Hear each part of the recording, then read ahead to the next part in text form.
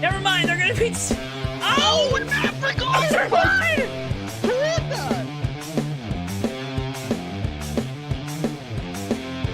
Dixon in the driver's seat. Ingram behind him down the back straightaway. A little bit of juking out there. It's like a football field. Yeah, taking some IndyCar lines down the back straightaway. Ingram really closes up on the back bumper of the 15. He's all over it as we go through 3 and 4.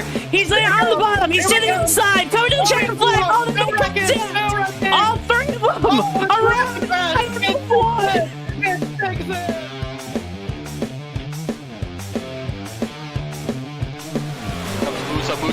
Oh, he's gonna use that apron. He's gonna use the apron. They're gonna be side by side.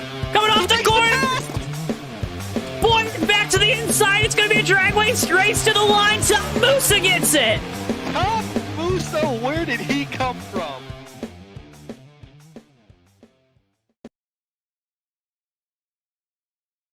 Ladies and gentlemen, boys and girls, children of all ages, welcome to the New Hampshire Motor Speedway and tonight's feature presentation of the United States Online Racing League Red Bull Cup Series.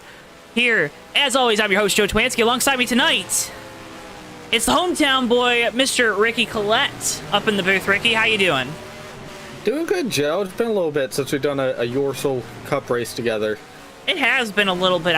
I mean, we did, you came up here for the duels at the start of the year, when your duel wasn't out there, obviously, and then I think it was Dover and the playoffs last year that we did together. Yeah, it's been quite a bit. So we're really glad to be back here at a place that is probably about as close to local to me as we're gonna get on the tour. Tommy's such a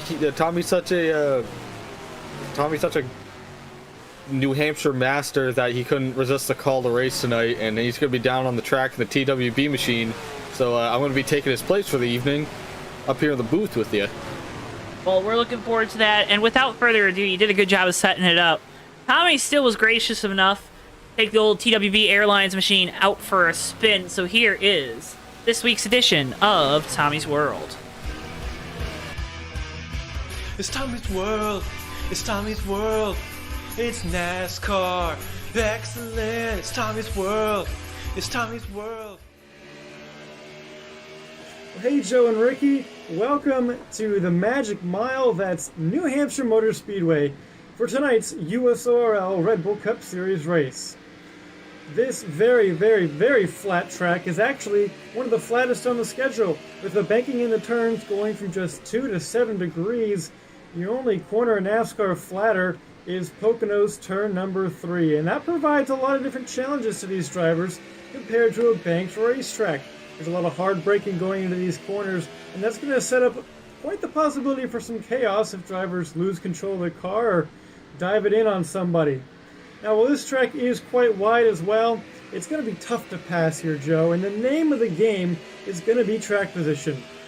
So look for drivers to take possibly 2 tire pit stops when fuel does not become an issue towards the end of the race.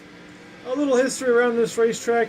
Back in the day, it was originally a road course, Breyer Motorsports Park, but in 1990, NASCAR began racing here under the new 1-mile oval format. I can't give away all the secrets of this track, Joe, but I can take you around a lap and tell you what's good around here. I'll be racing tonight, so Ricky's up in the booth. So this TWB Airlines car is providing a great opportunity for me to get some practice around this racetrack. So here we are, off of turn number 4, onto the front straightaway. Full throttle, baby. We're giving it as much as we got going down to turn 1. Braking at about the 3 marker and the 4 marker. Sing it on there deep. Now we're going to be hooking the bottom a little bit. You don't want to be right on that yellow line at the bottom. That's actually where that 2 degrees of banking comes into play, compared to the 7 a little bit higher. So you want to stay on that higher banking to carry more speed, braking hard into turn 3. This corner can be a trouble spot for some drivers. For me, I get it back out and then dive it into the exit there, back onto the front straightaway. Well, Joe, that was a lot. I'll tell you what, this track is going to provide some interesting racing. We'll see a lot of strategy calls and track position being king here tonight. And thank you once again to this guy, Tommy Bordeaux, for putting on another excellent edition of Tommy's World. And we're looking at him right now, Ricky. You're going to go through the starting lineup, and I have a feeling we're going to talk about this guy pretty much off the rip. Oh yeah, absolutely. Well, because for tonight's race, we're gonna have a starting field here of 20 cars, and starting on the pole point here is gonna be Tommy Bordeaux in the 57 car at a time of 28.628 seconds, 4/10 faster than Cal Laval in the second spot in the 12 car. And reading off the rest of the lineup here, third place tonight will be William Page in the 42. Noah Joyce in the 3 car will be starting fourth. Huang Do, the 54, will round out the top 5 this evening. Antonio Ruiz in the 11 will be starting 6th. Mikey Morata in the 55 Napa car will be starting 7th tonight.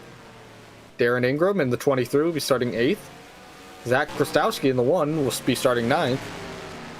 And last car in our top 10 will be Ray Tustin in the 18 car. Zach Webster in the 21 will be starting 11th, with Sean Whitehill alongside him in the same row. Sean Whitehill in the next row, excuse me. Behind him in the 2 car will be starting 12th, with Austin Spencer alongside him in that row in the 13th spot in the 13 car. And Spencer will be the last car to take a time tonight. The rest of these guys just let the cycle, the random choice, dictate where they started tonight. Garrett Sidner in the 16 will be starting 14th. Davey Hazard in the 75 will be starting 15th tonight. The 17 car of Jake Oakley will be starting for the 16th position. Trey Coleman will be starting 17th tonight in the 8 car. The 77 of Jack Healy will be starting 18th.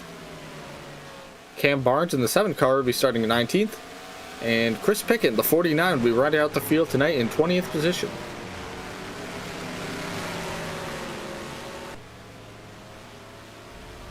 A great field of drivers here once again tonight. We'll also be talking with this man, Tommy Bordeaux, throughout the race. He's got a special JTN headset on down there to be our in-race reporter for this, again, one event here at New Hampshire. Yeah, and he's going to be one to keep an eye out here, Joe. Like I said, he blew everyone out of the water in qualifying. When we say, for everyone at home, when we say Tommy loves racing in New Hampshire, Tommy loves racing at New Hampshire. He is very much the man to beat here when you come here. Whether it's fixed setup or open, he's got like a Muju about him when he's racing here. Yeah, Muju. And he loves these flat tracks like this, and man, it should be fun tonight to watch him. Well, a guy that's up there right now in times, it's this 8 machine, this Craftsman Tools car of Trey Coleman. He's currently 3rd on the practice leaderboard, Ricky.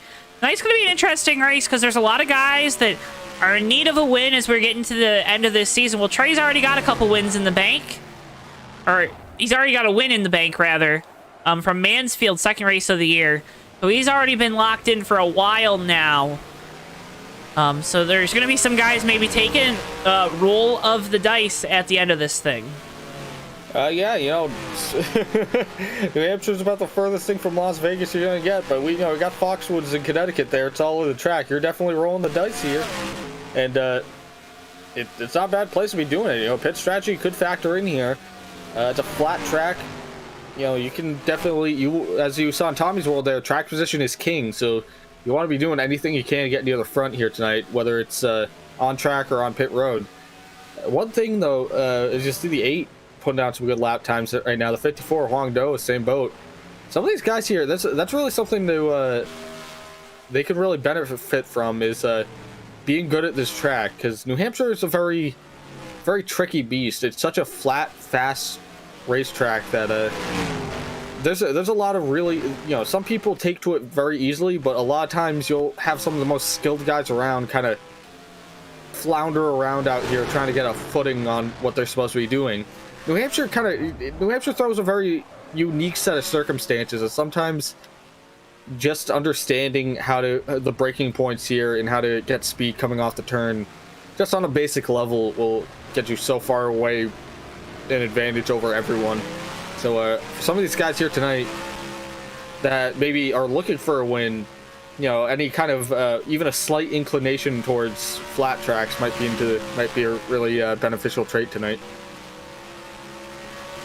In New Hampshire, it's just that you heard Tommy talk about it. 7 degrees of banking at the top, 2 degrees on the bottom. It's a scorcher out here, 78 degrees, no wind tonight. We're getting 2 times the tire wear for a 150 lap race. It's a long race, about 50% of what that old 301 lapper is, because New Hampshire, we go the extra mile, of course, at the Magic Mile. Folks, so happy you're joining us tonight on JTN. Make sure if you haven't already, hit that like button and subscribe.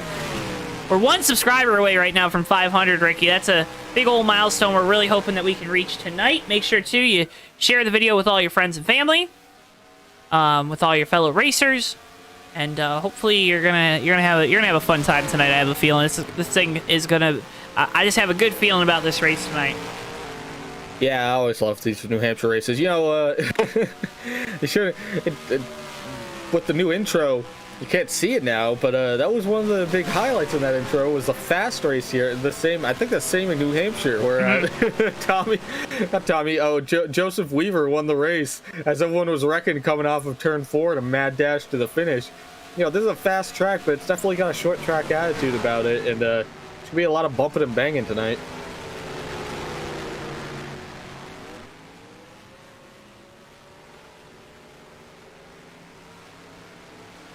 A lot of bumping and banging. This isn't a short track, though, Ricky. Come on. Yeah, it's a fast track with a short track attitude. It's not a short track attitude. I'll show you attitude. It is short. It is. I mean, we had short track attitudes in Atlanta today, Ricky. Short track attitude. One of these races, sit up in the stands and watch them do 3 wide at New Hampshire in real life for 25th, and you'll see exactly what I mean, because the TV cameras don't do it justice. Bunch of guys on track right now doing burnouts. Yeah, well, the timer's out right now, so I'd imagine it's just gonna knock itself over in a few seconds here. Yeah, 7 seconds. Should be kicking over to race. Getting ready to go racing here from New Hampshire. Again, make sure you hit that like button on the stream. Ricky, I just saw your car popping out there, and I was like, wait a minute. Yeah, I forgot to put the JTN car. I forgot to have my JTN car, but I figured it didn't matter since I already claimed that number for this season. Oh, yeah, you're good. God, that 12 mobile car is something of Cal Laval is just... Ooh, there's something pretty about that. Ricky's been gushing about it all night. I've been gushing about it all night. That and the 55 of Mikey Morata. You know, I like our partners at TWB. All these cars look good. You Noah Joyce is in the Robbie Gordon 3 car. I mean, I don't think it's Robbie Gordon, but, you know, that's what I remember. Robbie Gordon winning in that thing. Symbolically Robbie Gordon. There's so many good cars out here. Probably hopes it's like Robbie Gordon tonight. Pretty much everyone out here is like a sim painter in some capacity, so you got some great graphic design going on through this field. There's not a bad looking vehicle. There's command to fire up these engines. We're ready to go racing here from New Hampshire. Our good buddy Tommy Bordeaux on pole. Gal Laval to his outside. Row 2. William Page and Noah Joyce. Row 3, Wong Do, Antonio Ruiz, Mikey Morata, Darren Ingram. Row 4, and then rounding out your top 10, Zach Krastowski and Ray Tustin. 150 laps around the Magic Mile tonight, folks. Strap in, because boy, oh boy, you're definitely going to need that seatbelt. Field makes its way down the front straightaway. Green flag, and we're racing from New Hampshire.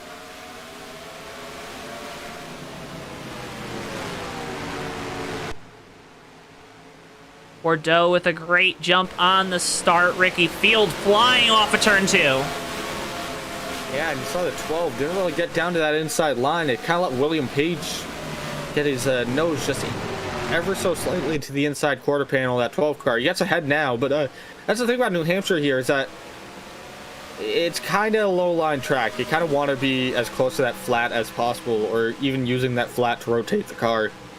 You don't really want to get caught in the high line for long periods of time here. Oh, it's no, Joyce around! You see the going around in turn 2 here. Wong Do and oh, Davey Hazard up and over. Oh, it gets. Oh, we're still wrecking. I think that's good. I think they're gonna restart it.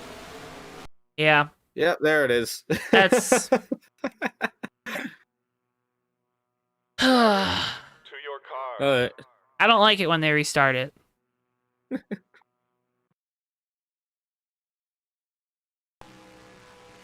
All right. Well, take 2, Joe.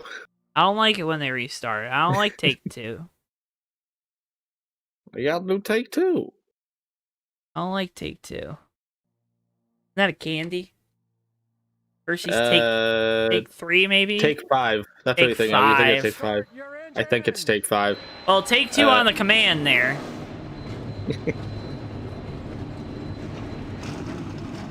You're the 50th driver of the 57 car. You're boiling right now. You're boiling like that lobster down there in Victory Lane.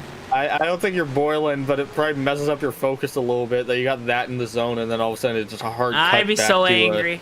It was just a mistake, right? We saw that 3 car just kind of spin. It happens, right? There's so many good cars in that. I wouldn't. If I was Tommy, I know Tommy probably doesn't care. Nah, he's angry. Come on, Ricky. Storylines. You should be getting good at this broadcasting stuff. Restart zone, green flag for the 2nd time, but first time in this one. We're underway. And Cal Laval, great jump on the start. Yeah, there he goes. And Tommy Bordeaux, again, just kind of gets that center off speed. Able to make his way back past the 12 car. Yeah, passes him off the corner. Oh, Page! He hooks it back right. Oh, worse. Oh, Darren Ingram up and over. My goodness. And I think that wreck was definitely worse than the first one.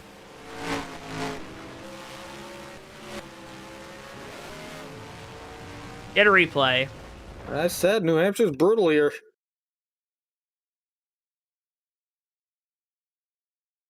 Man, just a very unfortunate situation there. Just look at William Page. The car just got a little too loose on those cold tires. Cold tires are really will get you bad here.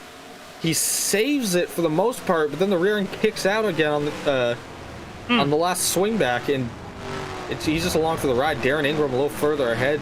Looks like he swung really far out to avoid that, and then his car just let go, still on those cold tires. Looks like Zach Krastowski, nowhere to go, just gets into the side of the 23, sends Ingram over on his door. We'll see if he can still keep going. Ingram didn't do a full roll there. That was all door impact, so he might not be as poor off as you think. The visor cam there with Ray Tustin, the Toyota visor cam, thanks to all the games 1, 2, 3 race, and for getting that wired up for us this week. And moderate damage, important note. Should have mentioned it while I was running off the starting lineup, but so some of these guys will get a bit of a mercy save here, being involved in that wreck. I think Darren Ingram probably will be one of those. Zach Krastowski doesn't seem like he has a ton of damage at all either, so I think these guys honestly might live to fight another day here.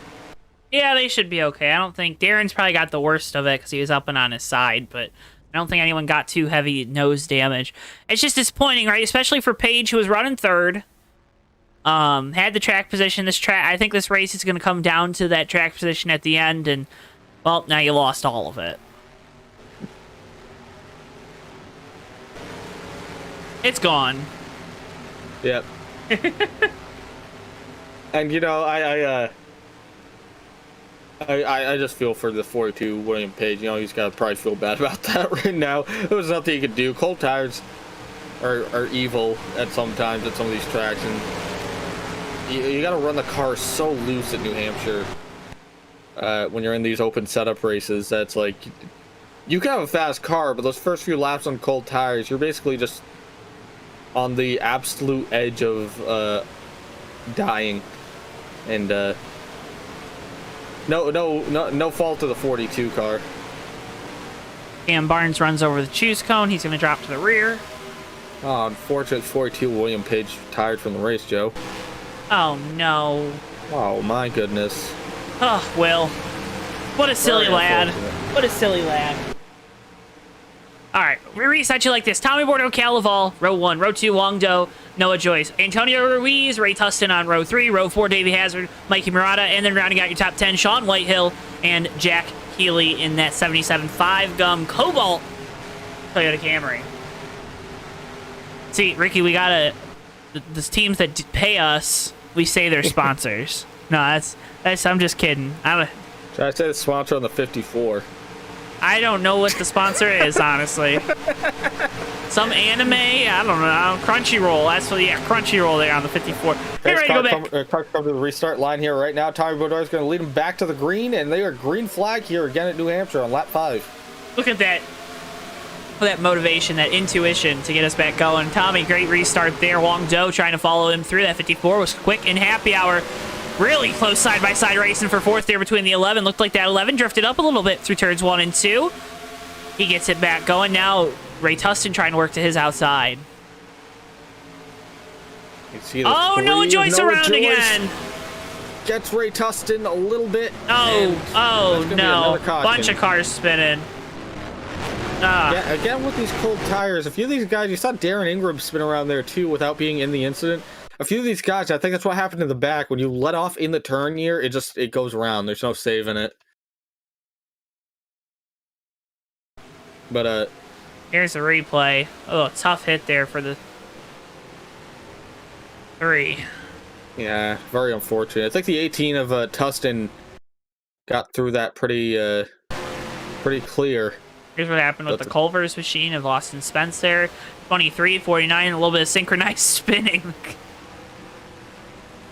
My goodness. Joe, honestly, Joyce backed into the wall doing about 70 miles an hour, which sounds like a lot because it is, but moderate damage again. They might be able to pull out the back that TV panel on that Lowe's machine. It doesn't seem as caved in as it could be.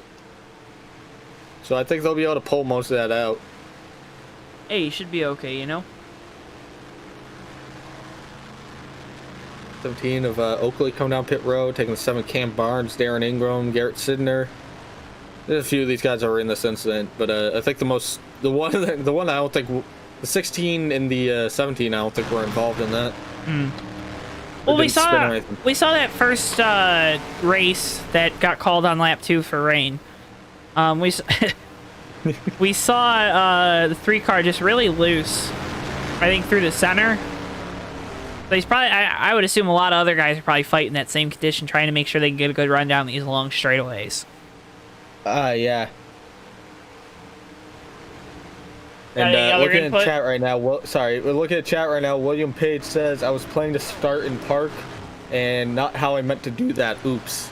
Well, look at that. He starts in parks and then he tunes into JTN. That's why he got tuned into JTN. Yeah, exactly. I will. That makes you feel better. I thought I didn't realize he was starting parking. I was like, I hope he doesn't feel bad about that, because I wouldn't. Yeah, that was one of those things. But coming across into the restart zone here, I'd imagine they're gonna get the 1 to go here. Looks like they got the whole field bunched back up. Joe, I don't know how easily, as you see Tommy Bordeaux taking the inside line. Ooh. I don't know how easily we'd be able to get Tommy with that headset we gave him, because they dictate the restarts here. They only do like 2 laps. Yeah, it's gonna be a tight squeeze. Well, it's gonna be a tight squeeze. We're gonna need like a long stretch, but also he won't be able to hear anyone when they say they're going back. He'll figure it out. We'll figure it out. He's the best. Tommy Bordeaux, Huang Do, row 1. Row 2, Calaval, Jack Healy, row 3. Antonio Ruiz, Davey Hazard. Trey Coleman, Mikey Morata make up row number 4. And then row 5, rounding out your top 10, it is Sean Whitehill. And then the 18 of Ray Tustin. Getting ready to go back. Green flag racing here. Coming to lap number 9 of 150. Ricky, I want to see what happens when we get a couple laps on these tires. Yeah, I think we're going to see these guys really start to grip up, and we'll see them a lot racier as soon as these tires warm up. I think the issue right now is just that cold rubber is really fighting them. Yeah, getting ready to go back into the Mike restart zone. And away we go. Green flag back from New Hampshire.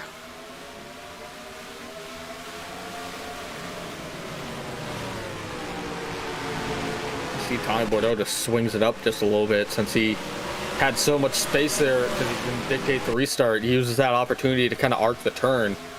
Good way to kind of get an edge on Huang Do, who was on the outside of the 12 there, so he couldn't run that same line. Huang Do got a great restart though on that outside line. Oh, 77 Healy around. Still green, I believe. Looks like it. 49 of Chris Pickett was also around in that, but I believe he was around trying to avoid it.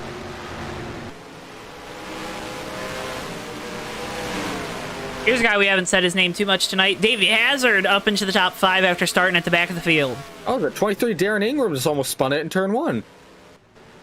Actually, he did spin it. And it looks like we're under caution. Yeah, it looks like Darren Ingram spun in turn 2, and the 13 of Austin Spencer just barely got him. And by USORL rules, that constitutes caution because I was 2 cars involved. So these guys a little further back, Joe, I'm noticing that they definitely have their car set a little loose at the moment. Yeah. Man, you gotta avoid hitting him there. Gotta avoid hitting him, but I guess there's an incentive to hit him. There's an incentive to hit him, I guess. I don't know. It isn't that. I wouldn't say it's that. It's just that it's very. I don't know. These guys are running the weights so far back in these cars right now. The center weight is probably set up so far back in some of these cars right now. Yeah, well, let's see. They're just so loose. Their brake bias is probably at like 50 or 60. Like they don't run a lot of forward brake bias here. Yeah. The whole car is just set up to be very loose. So if you unload the vehicle in a spot that isn't where you would normally do it in the turn, you just go right around. And I think Austin Spencer it was either spin out into the 23 or just hit the 23. Well, we're gonna bring in Tommy real quick. Well, are we choosing? I guess They're choosing right now. Why are we choosing if there's cars on pit road? I think they're just going to rapid fire the caution.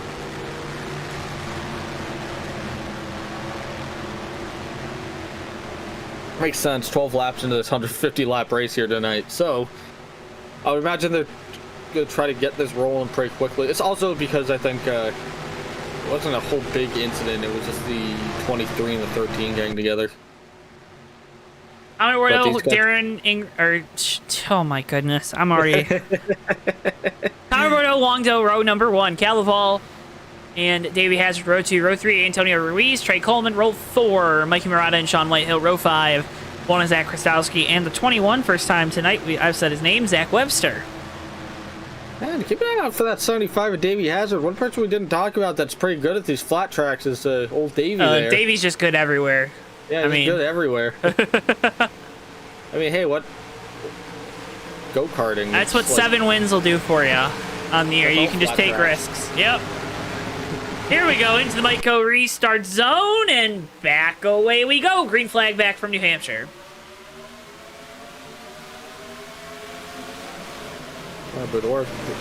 Wow, Tommy Bortolo gets a really good start there. Looks like the 12 of overall is going to stay side by side with the 75 of Davey Hazard here coming down the back straightaway. Hazard gets a pretty good run off the turn, but it looks like the 12 is going to beat him in to turn 3. Yeah. Trey Coleman trying to look to the inside of Davey Hazard. No love lost there between those two drivers. Oh, not at all. I see the 11 very far down the track there of Antonio Ruiz kind of getting chewed out by a few guys here for position. Looks like he's going to let him on by. Looks like he's fighting that setup a little bit at the moment. Noah Joyce way wide in turns 1 and 2 back there in the 3. Jamie Oakley, big moment. 13 is around in turn 1. That's going to be a caution. Another one. Another one. What is that, 5? I think. I got to start a tally now. At some point, we're going to have to start memeing Ricky. Yeah, probably. Yeah, it looked like the 17 coming off turn 2 of Jamie Oakley had a moment. Jake Oakley, my apologies. Jake Oakley had a moment. His rear end kicked out and he had to save it. He recovered it, but the 13 Austin Spencer had to let up and get on the brakes hard for him. Oh, he collects. And the car just spun around, yeah. Collects Garrett Sidner, and of course Darren Ingram again involved in a wreck. Darren just having no luck tonight. Poor Darren. I mean, because he was just trying to get by that. But on the bright side, it looked like he just hit the wall, so they'll pull that fender back out, and I think it'll be good to roll. All right, well, let's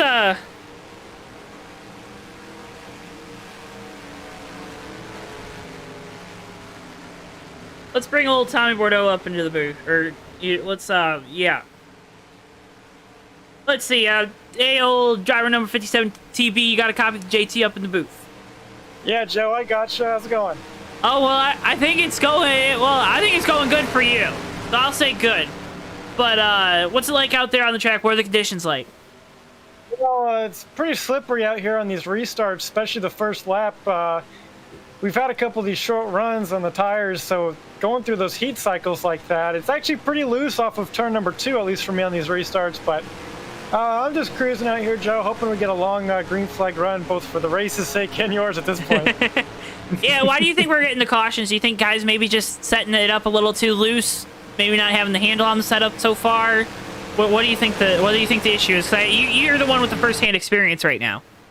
I think what you're really seeing is a difference in people's braking zones and abilities. So some guys are braking later into the turns when they're stuck behind guys who are braking earlier into the turns. You kind of get a stack up, and I think some guys maybe try and force themselves to go deeper because they have guys right behind them, and that's too much for them. Their brake bias isn't set up well, and they spin out on that entry. So a couple different things going on here, Joe, but I think with every caution we get, I think the closer we get to a longer green flag run, hopefully. Well, it looks like you guys might. Are you guys coming up to choose here? It looks like it. I think we are. I'm going to choose just to be safe. All right, you choose. Good luck out there. And go get him, Tommy. Go get him, Tommy. Yeah, hope to see you later tonight if we get another yellow, or hopefully at the end, not until the end of the race, but we'll see. There you go. Tommy Bordeaux, driver 57. Good luck, Tommy. All right, got him back out, and he takes the bottom. He takes the bottom. Yeah, Joe, that's kind of what we've been kind of seeing up here right now is exactly what Tommy hit the nail on the head perfectly. So just some of these guys, they're kind of set up different, and everyone's taking their own braking zones into the turns, and some of these guys might be pushing it just a little too hard to kind of keep up. And some of these other people's braking zones and just sort of getting ahead of themselves. But I think as these tires warm up, we get them pressures build up, we'll see some green flag racing here. Interesting note, a 57, I believe the 12 stayed out, the 3 and the 1, I think also. I think they've come to pit road in this race, though, so the 57 and 12 are still on the tires that they started on. Yes. Here we go, getting back racing. 57, 12, 1, 3, 77, 18, 55, 16, 54, 75, your top 10. Green flag back out at New Hampshire. Again, Tommy clears him going down to 1, swings out to that wall, and gets a good entry. Yeah, the thing about USORL and their manual restarts is that you really get that opportunity. The leader just says green, so they're gonna have the quickest reaction no matter what. So it's really nice to be up there and be able to just sort of take off. Yeah, Jack Healy, our Talladega winner, to the inside. Noah Joyce, our Verizon 250 Daytona winner, makes that pass. Now Mikey Morata going to work on that 3 car. Record turn 3.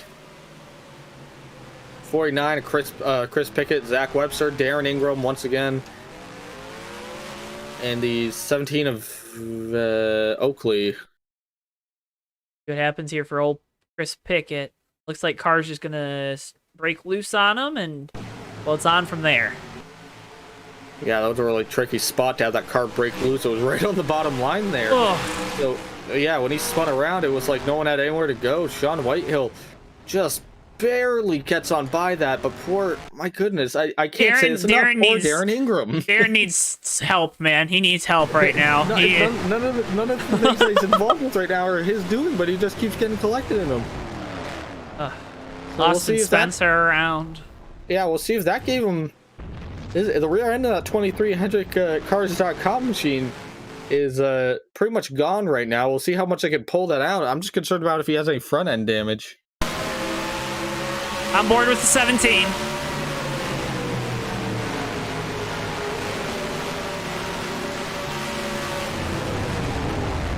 It's just dominoes and accordion effect there at the end. And you know that Sean Whitehill in that 2 car definitely needs probably a new fire suit after that one.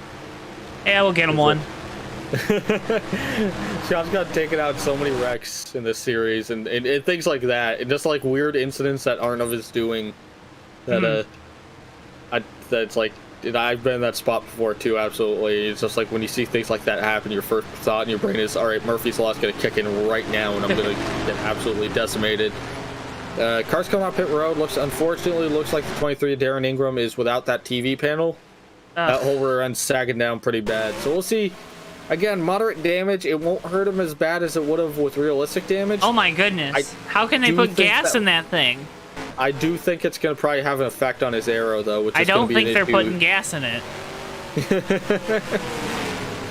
We'll put a bendy straw. They'll jam a bendy straw in it on the next stop.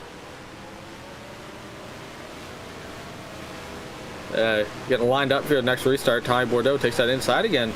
Zach Krastowski's kind of been playing this strategy game pretty well right now. 21 laps into this, it sort of kept staying out. Took, as you said, took tires a little earlier in one of the other shuffles. Right now, is sitting pretty in that 3rd spot. We'll see. You know, we haven't got a green run yet to really see what anyone's car can do, but Yeah, I want to see what that one car, Zach Krastowski, how that thing's gonna do once the tire temps heat up.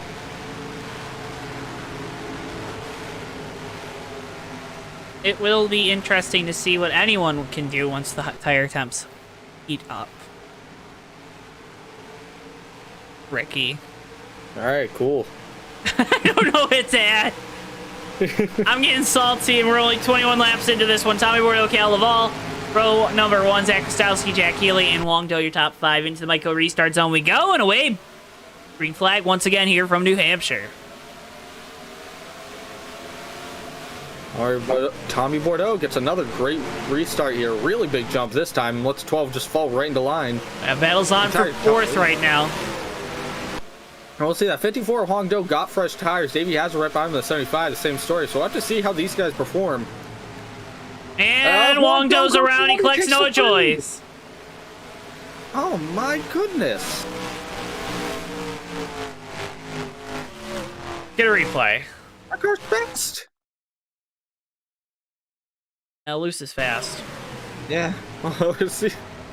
Comes to the inside of the 77 here. It looks like, oh, I just overdrove it just a little bit. Very unfortunate for Noah Joyce. 54, the funny thing is a 54 was doing probably about, I don't know, maybe like 20 miles an hour when he hit the wall there. So there's no damage on that 54 Toyota. Never mind. I didn't realize the 49 Chris Pickett came in at full speed right afterwards. Yeah. But it still doesn't seem like the whole time damage on that 54. So I think Hong Do will live to fight another day here, but I don't know if Noah Joyce is doing too hot. Probably not. And Joe, I know this is kind of breaking immersion here because this is more production meeting stuff. But everyone at JTN, this is a group effort. Davey Hazard sending me a private message just saying that he's kind of calling it out right now on when they're choosing. So keep an eye out for that in the drivers' radio communications or chat log, if you will, because that should be able to help us coordinate a little more when we can pull Tommy into the booth.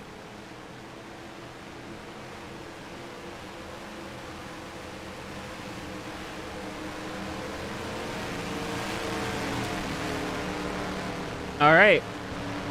Well, so far tonight, when Tommy talked to Tommy in Tommy's World, he talked about how this facility was originally Briar Motorsports Park, the road course that everyone knows and loves and always talks about turning New Hampshire back into a roval with cars going out on your screen right now to the left, up and over that hill, do a little paperclip type route, come back out. There's a bunch of different paved surfaces on the infield. Well, then that was transitioned to the New Hampshire Motor Speedway, where there's been cup racing since 1996. Is that correct, Ricky? I believe that's correct. That's off the top of my head. 1993. 1993, 96. Rusty Wallace, I think, won the first one. Well, 1993. They had 2 races for a while. They're back down to 1 now currently. There's actually a weekend in September, or there was, where they had the Canadian Pinty Series come down and do a weekend with the modifieds once they lost that second cup date. And now tonight, the USORL is proud to present the New Hampshire Motor Speedway Granite State Demolition Derby track here at New Hampshire. Yeah, the latest iteration and technological advancement in sim racing. The New Hampshire Demo Derby Speedway. I don't know if we're racing Goodyear tonight. They might have just got some sets from the track sponsor Town Fair Tire there. They might have just got the cheapo sets. I can't wait for these guys to be like, why did you say that, Joe? But let's see. We'll get going green here. Tire Bordeaux, Calaval, the one is Zach Krastowski, Jack Healy in 4th. Trey Coleman will assume that top 5 position. Davey Hazard in 6th. Sean Whitehill in 8th. Ray Tustin in 7th. God, okay, so I'm getting them mixed up. So we're going green. Yep, we're going green into the Michael restart zone, and back away we go. Green flag for the 7th time tonight. Again, Bordeaux, great restart there. Battles on for second. Zach Krastowski using that bottom line, trying to really wrap that yellow line. They're going to be side by side for second off of turn number 2. Zach Krastowski gets a pretty good run here. It's going to be side by side with the 12 coming in turn 3, I think. We'll see if Oh, Zach takes a Cal higher can throw it in line. deep. Cal's very high up there, though. I don't know if that's going to benefit him here. As you can see, they're still side by side. You can carry a lot of speed if you can go up high like that. It's just you can't really make the pass on anyone up there. But it looks like Cal Laval's going to hang on to it. Cal's going to take that spot now. Healy trying to make his way on the outside of that one car. Zach trying to squeeze up in line. Not clear, not clear. Yeah, if I recall correctly, I think it's a local track for Zach as well. It is. Hometown boy trying to get it done. On the wheel of that one car. Well, the same definition as me, which is a few states over, but there's no other racetracks around. Now the battle's on for 5th right now. Trey Coleman trying to keep that spot away from Davey Hazard. Hazard loose. He saves it though. He's gonna lose a lot of time. Big moment for that 75 car. You Yeah. see Darren Ingram there in the 8th spot. I guess that rear end damage really didn't do as much as we thought. It's a 77. Oh, to Jack Sean Healy Whitehill goes around trying to slow down for it too. 2 cars around Darren Ingram doesn't hit. Oh no! Oh, Darren No. Ingram, Ray Tustin gets into 13 Oh, on pit road. My goodness. Darren, That like a brings out turtle our on the front 8th straightaway. caution He's back up of and the over. night. Our 8th caution of the night here on lap 29. You said lap 7. Oh, 7th of the night start. here. Yep. 7th of the night here on lap 29 of the 150 laps we are running tonight. Ricky's starting to feel the salt. This is a granite state. Feel the granite.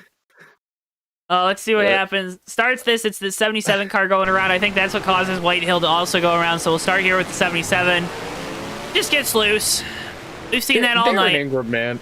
Darren, He did nothing here. He's coming in turn 3 and he clears Sean Whitehill. He like sneaks past him beautifully. And then the car overcorrects and he saves it, getting by the 77. Here's the Or he doesn't save it, but he just goes around it. Oh, HendrickCars.com visor cam here with Darren Ingram. Look at that. Great driving. Gets it loose. Ah. And then this is what it's like to be a turtle. Yeah. 18 of Tustin drove into him as well when they came back right side up. I'm not exactly sure what the reason for that was, but Yeah, I don't. Let's. we might have been turning him around, but I don't know why you have to turn him around. Here's that Toyota on board with Tustin or a visor cam. I mean, nowhere where he can go there, right? yeah, there's just absolutely nowhere you could go. That was just a bad situation for the 13 and the not 13, the 18 and the 23. And Tommy Bordeaux with a speeding penalty, Joe. Oh my goodness. Tommy Bordeaux, Cam Barnes in the 7 car. Looks like he's also going to drop to the rear here. And we got a little bit of split strategy at the moment. We'll see if... Okay, Mikey Morata is going to come down pit road. 49 Pickett's coming down, so they just want to be out for a lap just to get the lap bled. So Cal Laval leads. Is going to be leading on this restart with Davey Hazard in 2nd. We'll see if they choose this time. Looks like they will. That 12's going to take the inside. Davey Hazard to the outside. Wong Do, Zach Kristowski, or Wong Do, Trey Coleman, then Zach Kristowski, Dick Oakley through top 6. Ryan Pace in chat is asking, is there a caution limit here for drivers? No. Yeah, I don't think there is. We'll see if anything gets implemented because it is also fluid. So if there's The fluid situation here from New Hampshire. It's a fluid situation, right? Effectively, they have the discretion to start putting limits if it gets to be too much. There are provisions in place if we start getting like an obscene amount of cautions. We are 20% into this race. 45 minutes in. Huang Do bounced back quite nicely from his spin earlier. Here, back in 3rd spot. Give him an attaboy there in 3rd. Attaboy. Attaboy, and he disappeared. Oh, we jinxed him. Oh, he's back. Yeah, let's go. Coming back to the green flag. Cal Laval, first time tonight, he's going to have control of it. Davey Hazard to his outside, into the Michael restart zone we go. Green flag back out and underway once again here at New Hampshire. Yeah, Huang Do was way down the track, just sitting by the wall. He knew he was having issues there. He didn't want to get in the way of anyone. So, very heads-up move by Huang Do. Looks like he's got that all sorted out right now, so he should be good now. Are a little loose there on the bottom.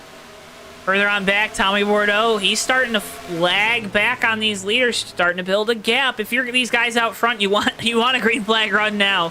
Try to keep that 57 car at the back for as long as possible. Sean Whitehill way up the track here. 77 Jack Healy gets the inside of him. It looks like the 21 of Webster's going to look and then think twice about it, but put that 2 back to the 9th spot.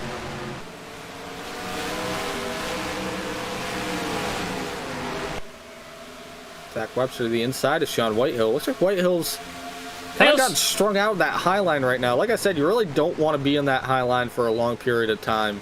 Alberto Big sends to the inside. Austin Spencer. They make contact. Spencer sent up the track, and he's around. See if that brings out another caution here. 49's around on the front straightaway. But looks like we stay green. Moment being Bordeaux now making his way to the inside, and Noah Joyce. Bunch of new viewers tuning in now. Welcome to JTN's presentation of the USORL Red Bull Cup Series here from New Hampshire. Make sure you hit that like button and subscribe to JTN if you haven't already, as we're, I think, 1 subscriber away last I checked from 500. So make sure you could be that 500th subscriber here on JTN. Nothing special comes along with it. Guangdong on track, still having some transponder issues there, kind of blinking in and out of reality. Have you ever phased in and out of reality? Oh, yes, quite a few times. Okay. I mean, I know like those Marvel movies, spoiler warning, but people get quote-unquote dusted. And no Joyce trying to get to the inside of the 21 here for the top, crack the top 10. Joyce has been consistently on the back bumper of this 21 Ford the last few times by. He qualified 4th, so he's got a lot of speed in that 21 car around. I don't think Joyce hit him. So I think they're good. That's gonna be... I think we're still green. I think. No, it's still green. We're still green. Still green. Jack Krastowski trying to make his way to the inside. Garrett Sidner. Oakley in the wall. They're off of 4. Or not Oakley, rather. Healy in the wall off of turn 4. Tommy Bordeaux now trying to look to the inside of Wong Do. This for the 6th or 7th position. Do blinking out. My goodness, we actually missed that with that whole incident happening. Coming into turn 2, lap 36, Davey Hazard goes into turn 1. And it looks like Trey Coleman, he overcorrects a little bit and has to save it. Trey Coleman actually gives him a little shot and straightens him out. So Davey Hazard, big save and loses a few spots. But still has a race car. Yeah, still driving around the 4th position. I saw in the replay and I thought Coleman hit him. And I realized, no, he just saved his life, basically. Bordeaux now looking to the inside of Zach Krastowski for the 6th position. And he's going to take it. Zach letting him go. Heads up move there by the driver of that 1 car. Yeah, it's heads up move. And I think Zach's still on that old... I think Zach's on good rubber with everyone now, but when you got someone coming up on you in the mirror that fast, it's usually better to just let them on by. Not, if it's later in the race, you want to put up a fight, but early on with a lot of these handling lows we're seeing, I think it's best to pick and choose your battles wisely at the moment. So very heads up move by Krastowski there. 12 of Cal Laval's really kind of got a big gap on Trey Coleman right now in 2nd, because Coleman had to check up because of that whole incident with Davey Hazard. We'll see this time by. Coleman's actually got a 10th slower than that 12, so it looks like Laval's driving away. That 17 car starting to get all over the back bumper of the 8, so that'll be an interesting battle to watch. Bordeaux now to the inside of Garrett Sidner in the 16. It's for the 5th position. He makes the pass. Yeah, you know, Tommy's got a fast car, but the issue here is that a lot of these guys up front are pretty fast right now, and those lap times are going to start getting, the difference in lap times is going to get smaller and smaller. Tommy's running like 29.3s, 29.2s, 29.3s around here right now, which aren't bad. It's about what the leader's doing, but some of these other guys in the field, I'm seeing them do the same thing. So I guess it's all dependent on how quickly those tires fall off here. That's a huge gap up to the 12 Cal Laval. We got the 13 around and the 49 around in turn 4. We'll see if they stay green. Looks like they do.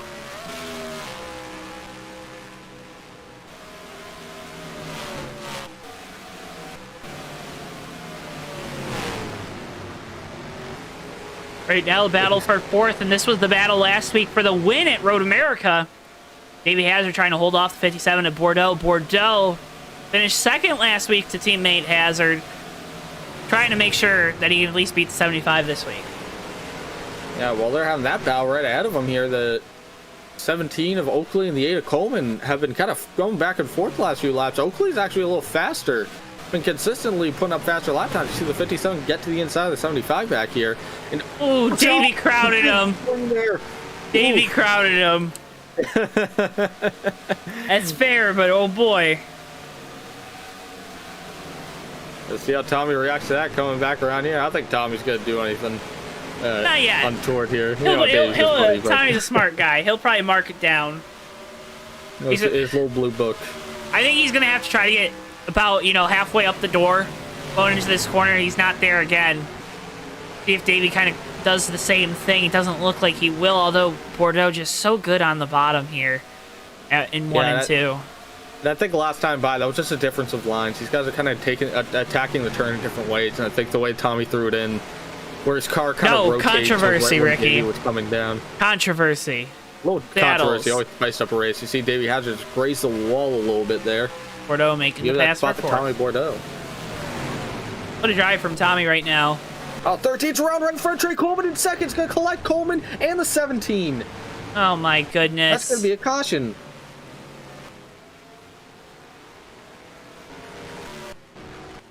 What's the one thing you can't do if you're a lapped car? Yep. Can't wreck the leader. Well, he didn't wreck the leader. Cal in that 12 car probably don't want to see this. No, I mean, cars that fun. He was moving. With looks like a 13 Austin Spencer. Spencer's been running on some hurt tires here. He actually spun with the 49 earlier on, so I imagine those tires are very worn compared to some of these guys out here. It looks like he just over-rotated and lost it. But very, very tough spot there to have it right in front of Coleman in second place. Trey basically kind of noses it very gently into the inside wall. I don't think Trey got any damage off that. I don't think it's 17 of Oakley did either. Jake Oakley. But just... And Trey Coleman probably not very happy at the moment about that situation. I can't be. And Huang Do's out of the race. No! Fan favorite out of the race early. Shoot, I got an added tally. 8th caution of the night. Looks like Huang Do... Let's see if he... Keep an eye at this. I'm going to take a look at... Yeah, it looks like Huang Do just parked it, having transponder issues. You might have... We'll see if he comes back. It looks like he didn't... He left, but I don't know if he's going to go reset something. So we'll see if he comes back. But car's coming down pit road right now.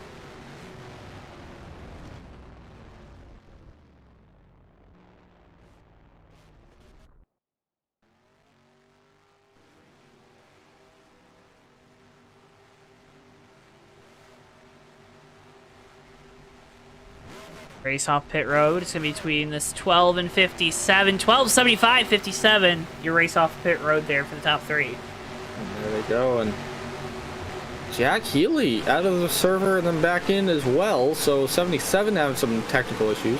And bringing them now into the booth. Old TV, you got a copy down there?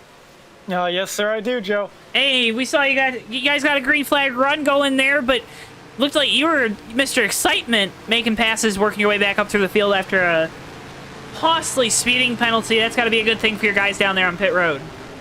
It was so tough. I barely went above the speed limit, man. I don't know. But that's okay. We got ourselves back up towards the front of the pack. Had to drive pretty hard, had to pass a lot of cars, but man, it was pretty thrilling, and I hope I put on a good show for you guys up in the booth. Well, I have a feeling you're about to put a good show on a good show for us here in a second. Working this restart number 9. Good luck. It looks like you're choosing. Thank you very much, Joe, and Ricky as well. Thanks for filling in for me tonight. Oh yeah, no problem at all. I hope you have some fun down there because it's fun up in the booth watching it. It's a blast, man. I love racing. He loves racing, Davey Bordeaux. Good luck, buddy. Thank you. Yeah, I think he likes racing here a little bit. Just a little bit. You can see the smile underneath the helmet there in that 57 car.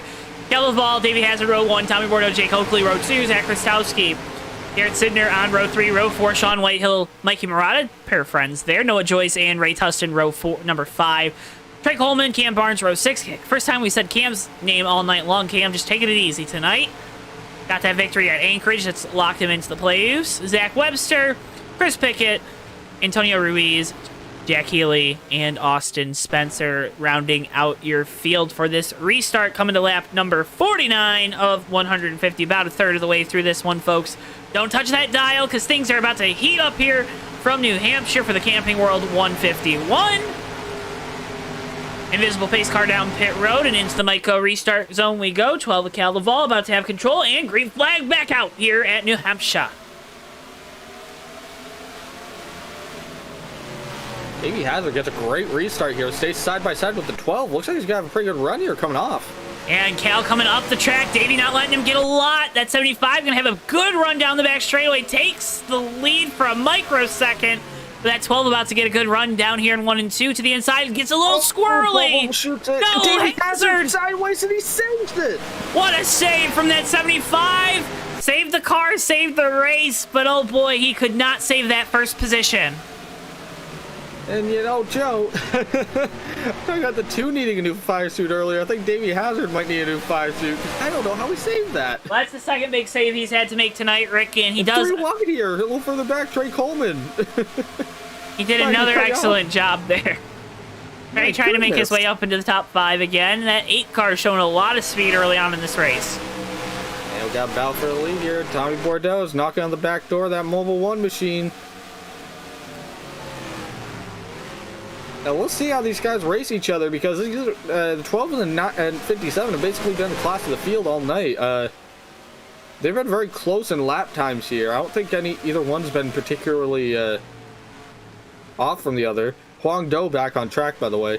Well, and Cal obviously still needing his first win of the season. He's pretty much locked in on points at the rate that we've been going with Davey Hazard winning so many races, but Cal wants to get a victory before the playoffs start.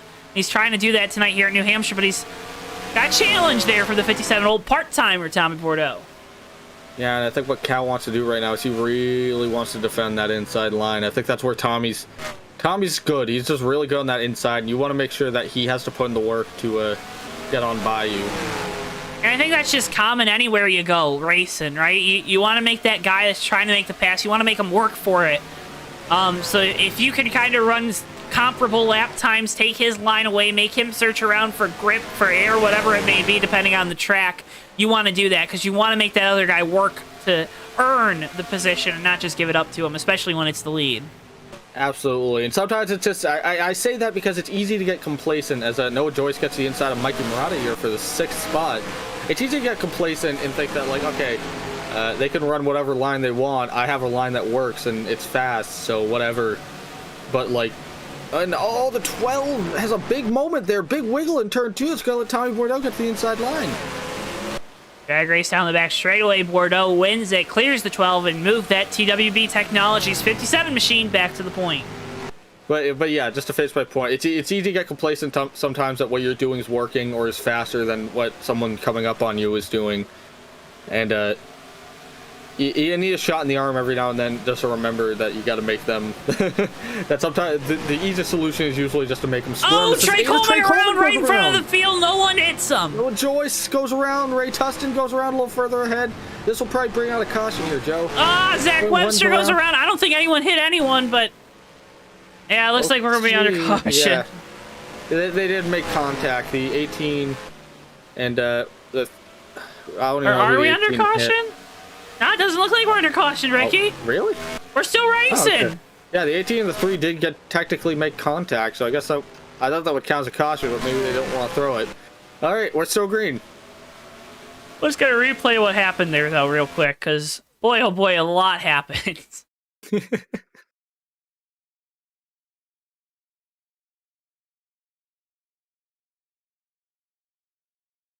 So the first car to go around, it's this 8 car of Trey Coleman.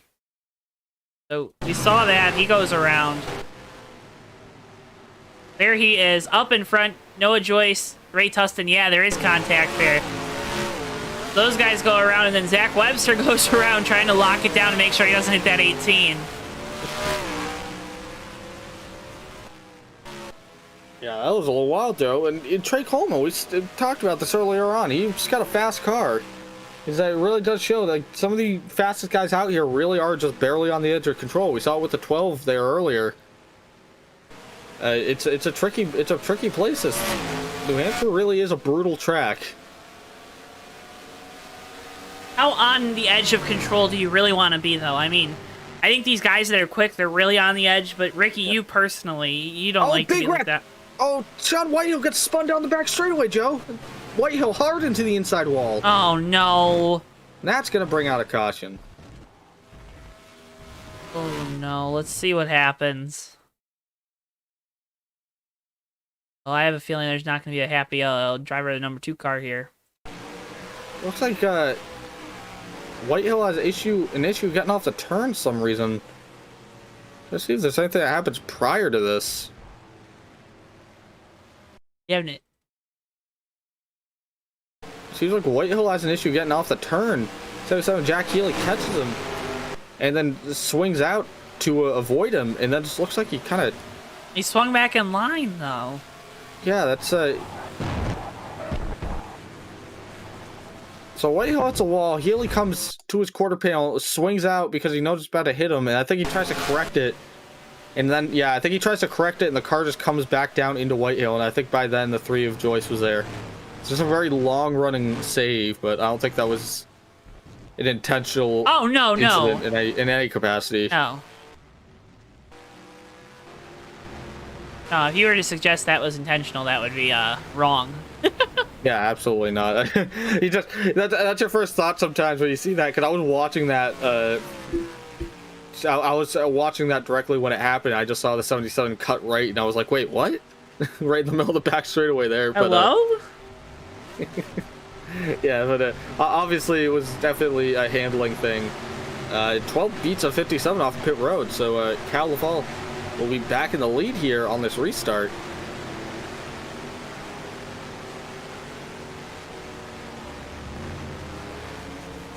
But yeah, just to finish that point, definitely no malicious intent on what happened there. I definitely think it was just the 77 of Healy tried to avoid Sean there, and then I think the car was just sliding around and he couldn't really control it.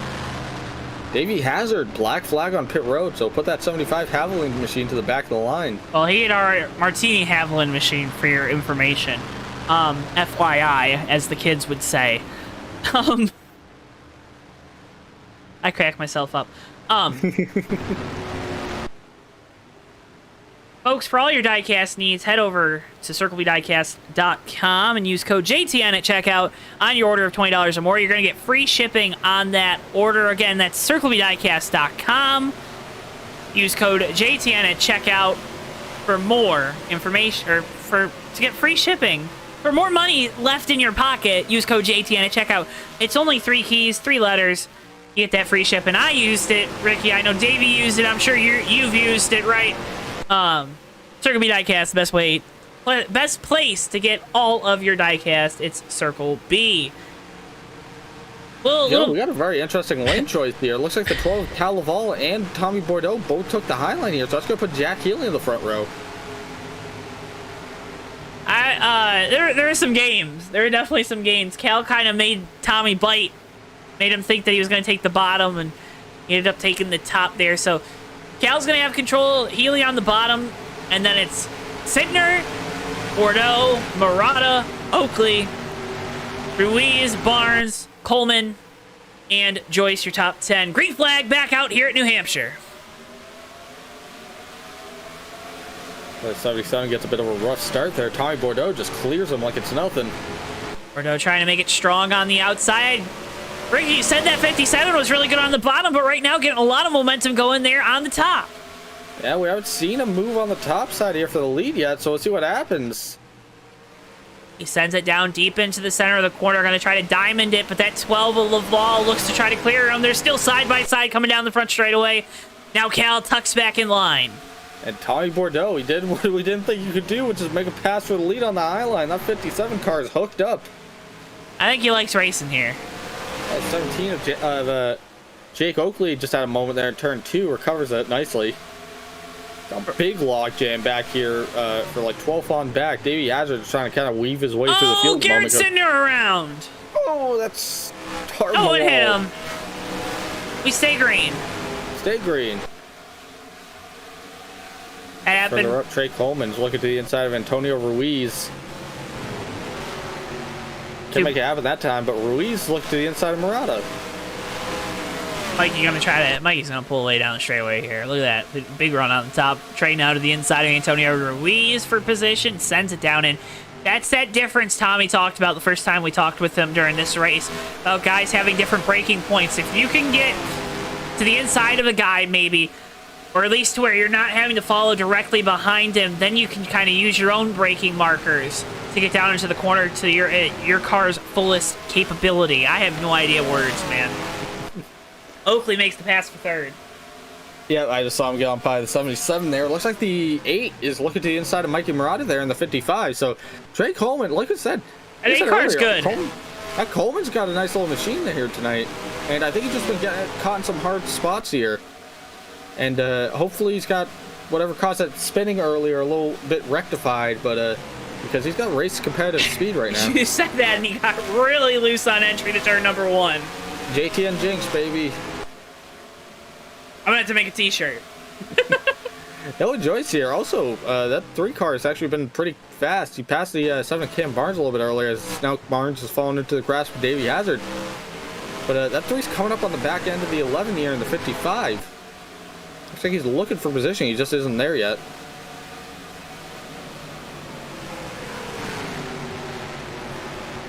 What do you do in that case? Like, I mean, that 75 is quick, but he doesn't seem like he can slice through the field like we saw the 57 being able to do earlier on in this race when he had the speeding penalty. Yeah, you know, but Davey's a meticulous patient when it comes to doing things like this. He just Oh, baby. what do you see? I thought I saw something. I did not. He knows how to capitalize on everything. He just doesn't go super gung-ho on people when he's got a faster car. He just makes sure he saves his stuff so that when he gets to the front there that he's got a little bit left in the tank. As he's looking to the inside of the 3 car, looks like the 49 to Chris Pickett up in the wall. Pickett back up in the wall. And 49's just struggling tonight, man. Definitely that car's seen better days. Substitute driver, obviously John Peterson, normally behind the wheel of that 49. Not here tonight at New Hampshire. Got Chris Pickett to fill in for him again. Cricket Wireless colors there, but right now it's the TWB blue and white and neon yellow of Tommy Bordeaux out front here, working lap number 70 of 150. Ray Tustin to the inside of 13 Austin Spencer here for 14th spot. It looks like these guys have been kind of going back and forth side by side right now. Yeah, that 18 had a lot of speed. I don't know what happened. Maybe made a wrong adjustment, maybe damage from a wreck, but hasn't been able to rectify losing that track position. He's been running about 31-second laps, so that's kind of this. I think that car's hurting more than we can see.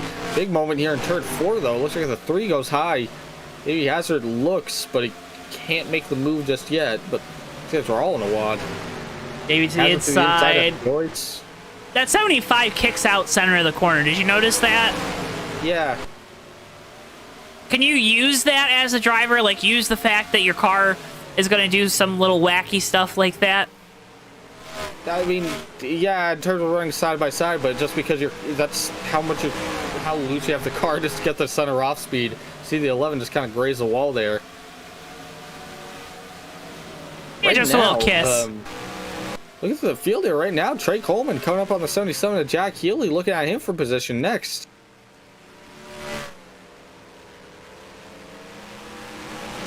You know, Coleman hasn't really been letting off on this speed. He's been running about times comparable to a second place car of Calaval. And that's kind of back in traffic racing with a ton of guys. So I'm genuinely curious what would happen if you get a Coleman loose, you know, out in clean air. Or at least where he doesn't have a guy in front of him. I mean, I guess that's clean air. I don't know, Ricky. I don't know. I'm not used to you being up here in the booth for these USORL Saturday nights. Yeah, no problem. But it looks like right now, oh, Trey Coleman goes around. No! Jinxed him. I didn't jinx him. You jinxed him. You're complicit in this. You I am not. Me. How did I enable we stayed you? Green, I think. Yeah, we stayed green. There was no contact. And he keeps Coleman it parked up there. Oh, that is a killer right there. He had to sit there and wait, and he's got the speed that I don't think, even if He needs a caution. Down, needs a caution. Yeah, he needs a caution bad. Because now he's always 3/4 of a lap down now, and those tires are gonna be hurting. Yeah, very unfortunate for Trey Coleman.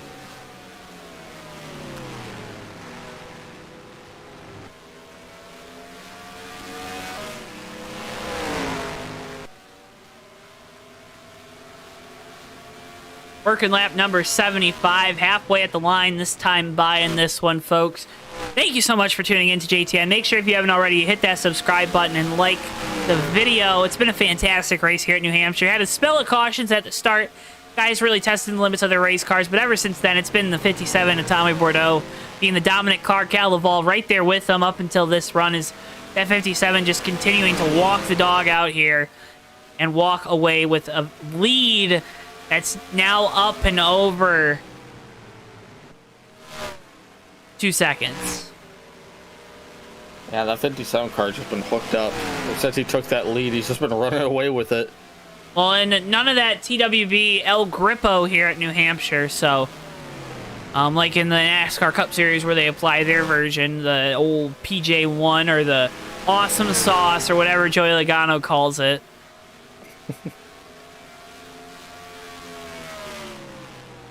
Looking through the field right now, looks like everything's pretty strung out for the time being. Closest battle I can see on track at the moment. Looks like Davey Hazard and Huang Do been kind of running pretty comparable lap times last few times by, like, Huang's trying to kind of track down that 75 machine. Is that 54 back on the lead lap? Yes, that 54 is back on the lead lap. Because remember, he had the transponder issue. Yeah, I believe they give him all but one lap back. And then we got the caution. Yeah, no, we got caution. So we got back on that lead lap. Good for that 54 rebounding up into 7th. Yeah, absolutely. Fan favorite there, Huang Do. There he is. Neom. Through the field here right now. Yeah, it's just like Hazard and Doe are closest battle on track right now, and Huang Do's been putting up faster laps than Davey Hazard the last few times by. Well, right now, while I got the second, we're watching him for once not in the lead here in a USORL race. I'd like to thank the Hazard family, Davey's mom and dad. I know you guys, Davey talks about how you guys really enjoy watching the races, and assume you're watching right now. I just wanted to say really appreciate all your support that you've given us here at JTN and supporting Davey, and I know he really appreciates it.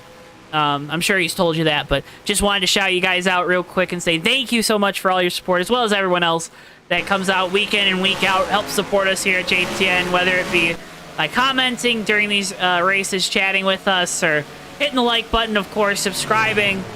But we really love to hear the feedback, love to see you guys in chat, love to, see you guys interacting with us on social media. Really appreciate it, and just wanted to do a special shout out there to Davey's parents for doing a great job of helping support us here at JTN, supporting the Fake Racers podcast, which Davey and I obviously do every week, Ricky. It's always a hoot. We actually got a billboard here going down into turn 3, which was really cool. Did like a little unveiling for the whole JTN company there. You see it on your left. But yeah, I really appreciate you guys, and really appreciate everyone that takes the time to tune in here, especially our friends over at Fast, as well as, all our friends in all the different leagues, TMP, ASRA, Hobo Racing, Bomb Squad Racing. Appreciate all you guys, as well as, of course, the guys that are putting on a great show here at New Hampshire in the United States Online Racing League. Austin Spencer, looks like he's coming to pit road here. Joe, do we know what the pit window actually looks like for these guys? Honestly, didn't think we'd get there. New Hampshire's a tough track. Listen, It is a tough track. I'm sure I'll get ringed out or reamed or whatever. For the way the start of this race went. New Hampshire's a tough track. If we didn't say that during this is a tough track for all these guys to do. I mean, New Hampshire's just a lot of leagues. When you see New Hampshire on the schedule, 50 to 75% of the drivers roll their eyes, audibly roll their eyes. Yeah. And I mean, there's a reason why only 20 people showed up tonight. Right. USORL, if you're on a Daytona race with these guys, it's like they almost fill the field, but I've seen an app with so many leaks that you get so many people that are just like, I'm going to sit this one out because it's New Hampshire. It's a tough track. It's a really tough track, and that's what's so impressive about this 57 car. And abandon all hope, ye brave enough to enter. Oh, 21 of Zach Webster's around in turn 3. Up against the wall. By the 21 by himself. So we'll stay green here if no one gets into him. It looks like no one will. Oh, it's gonna get tricky, Joe. The leader's coming on by right now. Alright, Webster's off track, so we're good. Still green. They got back going. Not We off got track. back going. Well, right now, it looks like Tommy Morata's in first. He's in turn 2 right now. Then followed him is Calaval, who's in turn 1 to 12. Next car, third place, is just entering turn 1 as I'm speaking right now, Jack Healy. So, a little bit of distance here. Actually, about 11 seconds difference with the leader to third place right now. Well, those top just give you two an are idea. just separating themselves. And I mean, Tommy Yeah. more so, but... My Just sailing goodness. away at the moment. Come sail away. Come sail away. Come sail away with me. Note too about the guys, Matthew Steelman not here. They had a tough race at Daytona with the wreck at the end of the thing. I'm not trying to laugh. 51 team taking a couple weeks to breathe. That was a really frustrating race. Ricky, you were a part of that race, and there were a lot of words being thrown after the race. Yeah, Down in the there was a lot of garage area, there was a craziness lot of anger, and rightfully so. Steelman taking a couple weeks off here, well deserved too, because he does a great job of helping run this place. And Look at the chat right now. Weaver says, sorry they ain't got the stuff to race New Hampshire. Might want to go spend some more time in the McDonald's playpen. thank you. I'm gonna do a JTN After Dark broadcast. I'm gonna have Weaver. I'm gonna have you and let you curse. What was the last time that what was the last time? When was the last time JTN did New Hampshire broadcast? Was it the fast race Weaver won? I feel like it was. It might have been. Well, no one really does Weaver New just Hampshire got unless they through. really need to. Tommy was battling with our good buddy Robert Bauckham, who you can see in the Bomb Squad Racing League on Thursday nights. And they were battling for a win in the Fast Dash Series race, which was, if you go back and find it, heads up, video quality, we had like cameras from 1994, I think, set up. You know, we were really low budget then. A little higher budget now, just a little bit. And we had a fantastic finish there, but Tommy was really pushing to try to win. Makes contact with the 18, which was Robert Bauckham, and they collect the 15 of Matt Watkins in that Fast Dash Series race. And it was a fantastic finish. That actually probably would have been a good little clip to show during this broadcast, but Tommy's always been really good here is the moral of the story at New Hampshire. Does it like you said at the top of the broadcast. 57's gonna be quick. Fixed, closed, whatever TV's behind the wheel of a car here at New Hampshire, he's quick. Weaver says best race JTN ever broadcasted. No bias at all. And he was the in-race reporter for that one too. I was still doing in-race reporters. I was watching that from a motel room. That's right. That's right. Yeah, because I was in New Hampshire that weekend. I wasn't at the track because there wasn't anything going on. Right, at the you're track, helping set up the cameras. Yeah, but then you weren't allowed to be there because of course, COVID restrictions and. Yeah. But that was a fun one though. I would agree with you. That was a pretty good finish. No, a lot of single file. I just cycled through all the cars. See Savannah in chat. Savannah, you've also been a great support to us here at JTN. I know you do a great job of supporting Davey, and he really appreciates it. The field right now looks like Davey Hazard's gotten to the back bumper of Mikey Morata in that 55 car. Hazard took him a little bit to get here to make a crack of that top 5, but it looks like Davey's finally gotten up to Mikey. He's going to go to the inside here in 3 and 4, try to make the pass with that Martini Haviland machine. Didn't drive the shoe car tonight. I think that's why that 75 is a little farther back than he'd like to be. Yeah, Mikey Morata's fallen very nicely behind him. Let's see if Mikey stays behind him, I think he knows when to fold out. You got to know when to Yeah, Mikey knows hold. when to hold him, knows when to fold him, and I think Davey came up pretty quickly on him. I think the 55 might be going away a bit as Cal Laval comes down pit road this time by. All right, so let's see. We'll have to count how many laps before that 57 comes down. I don't know how much it's gonna help that 12 car. Obviously Tommy like about half a lap ahead of him. There in second. That'll give him a good chance to come to pit road this time. No, he stays out. I guess not worried about new tires on the 12 car, Cal Laval.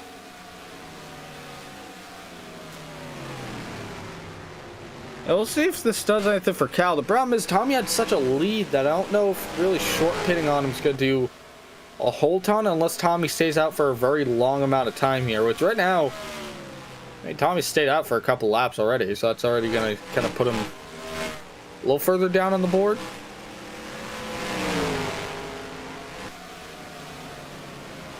What was the question? I'm sorry. I got to interact with chat too. I just said that Cal's short pitting here. 12 is back on track. He's short pitted here.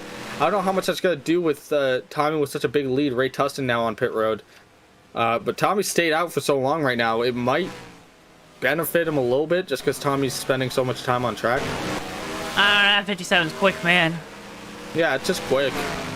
I bet you he's going to come around lap 100. Kind of split the last run in half to the end if we, knock on wood, are so blessed to go green to the end. We'll see. Let's keep an eye on the 12 here. See what kind of lap time he runs this time by. Cal runs a 29 flat, so he's running a little fast. Jack Healy coming down pit road. He's going to take the 17 and Jake Oakley with him. Davey Hazard, the 75 coming down. Zach Krastowski coming down the one car. So a bunch of guys coming down now. Tommy Bordeaux, interestingly enough, still staying out. So let's see if your prediction on the 100's right. Because what if he puts lap the whole 99. field a lap down and then we get a caution? Did you think about that? We're going to have a very impromptu podcast right here. Who's on lead lap? Who's not on lead lap? Who's on lead? It's called the Lead Lap Podcast. Who's on lead lap? Mikey Morata coming down pit road right now. Speaking of podcasts, make sure you check out the Fake Racers podcast from this last week to make sure you're all set and ready for the Cup Series race tomorrow. And then check out the Fake Racers podcast this week when it premieres, hopefully Tuesday at 7, if not Wednesday at 7. Because I have a feeling Davey and I are going to have some excellent conversations, especially about the events at the end of the Xfinity Series race today. Ruiz coming down pit road. Looks like Ruiz actually blew out a tire, Joe. Oh, no. Oh, yeah, look at it. Oof. Went down going through 1 and 2, and he just held on to it. Man, great job of holding on to it, but a lot of damage to the right side of that 11 car. Mikey Morata just coming off pit road right now. That's our JTN merch store move of the race there for Antonio Ruiz. Check out the JTN merch store. Link Look in at the this description. log jam here. Tommy Bordeaux just navigating a ton of lap traffic here. On old tires. Yeah, on old tires. Tommy Bordeaux finally coming down pit road here this time by. And Tommy, big wiggle, he gets down to speed, but he set in there deep. He's got to be careful he doesn't speed, because now that he's done it once, we know how temperamental the speed limit is here. He definitely does not want to get a speeding penalty. That would be unfortunate. It's late in the race too. Comes to his Albertsons box. He'll get 4 fresh tires. We'll watch the 12 car because this will be the telling gap in our 2 leaders. Cycles out. Looks like Cam Barnes will take the lead here when this all shuffles through. For the moment, Barnes still has to pit. Noah Joyce still has to pit. I think Trey Coleman does. Trey Coleman I think came down at some point. So yeah, he probably came a little down earlier because his tires were booty after spinning. So I'm sure they all still have to pit. They can probably just go for a little bit.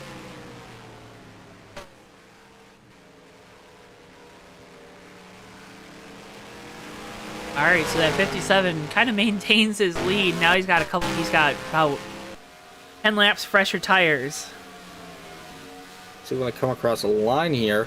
Looks about like he's got 3 seconds on the 12 of Cal. So Cal definitely made up a ton of ground, but the issue now is that Cal's on older tires. Now Tommy, the thing is though, that 12 car, Cam Bard's coming to pit road right now. The thing is though, that 12 car is running consistently 29 flats right now. So he is He's there. if he's not slowing, if he's got the older tires, he's not really showing it right now because that 12 car is still putting down some pretty quick times. Trey Coleman and Noah Joyce make a pass for the lead. Coleman goes to the lead here. Again, these guys have to pit, so we'll see how long they hold out here. It's probably going to be a matter of when Tommy Bordeaux catches them as opposed to... Joyce coming to pit road. Joyce comes to pit road. We'll see how long Coleman lasts here, but... Hey, just stay out as long as you can at this point. I mean, you lost all the... Because if we get a caution, right, pretty much everyone's going to come to pit road, so try to stay out as long as you can. If you're this 8 car, Trey Coleman, grab some track position that way. Also, you still got a decent amount of the field a lap down. Honestly, with how these cars are handling a cold rubber, that's not a bad strategy. But we'll see how long There he Coleman comes to stays pit out. road. Looks like he's coming down this time by. Yeah, I was going to say, because he was about a second. He's around. And Trey Coleman spins it. Hey, but he made it on pit road okay. Made it on pit road. That's a move of the race right there. 360-degree pit road entry. Move of the I'll give race. our leader, bring the lead back to Tommy Bordeaux. You know, take a lap or two to probably get this whole field cycled back through to figure out who's in third. Right now, it looks like it's scoring Sean Whitehill in the 2 car, Jack Healy the 77, and then Huang Do in the 54.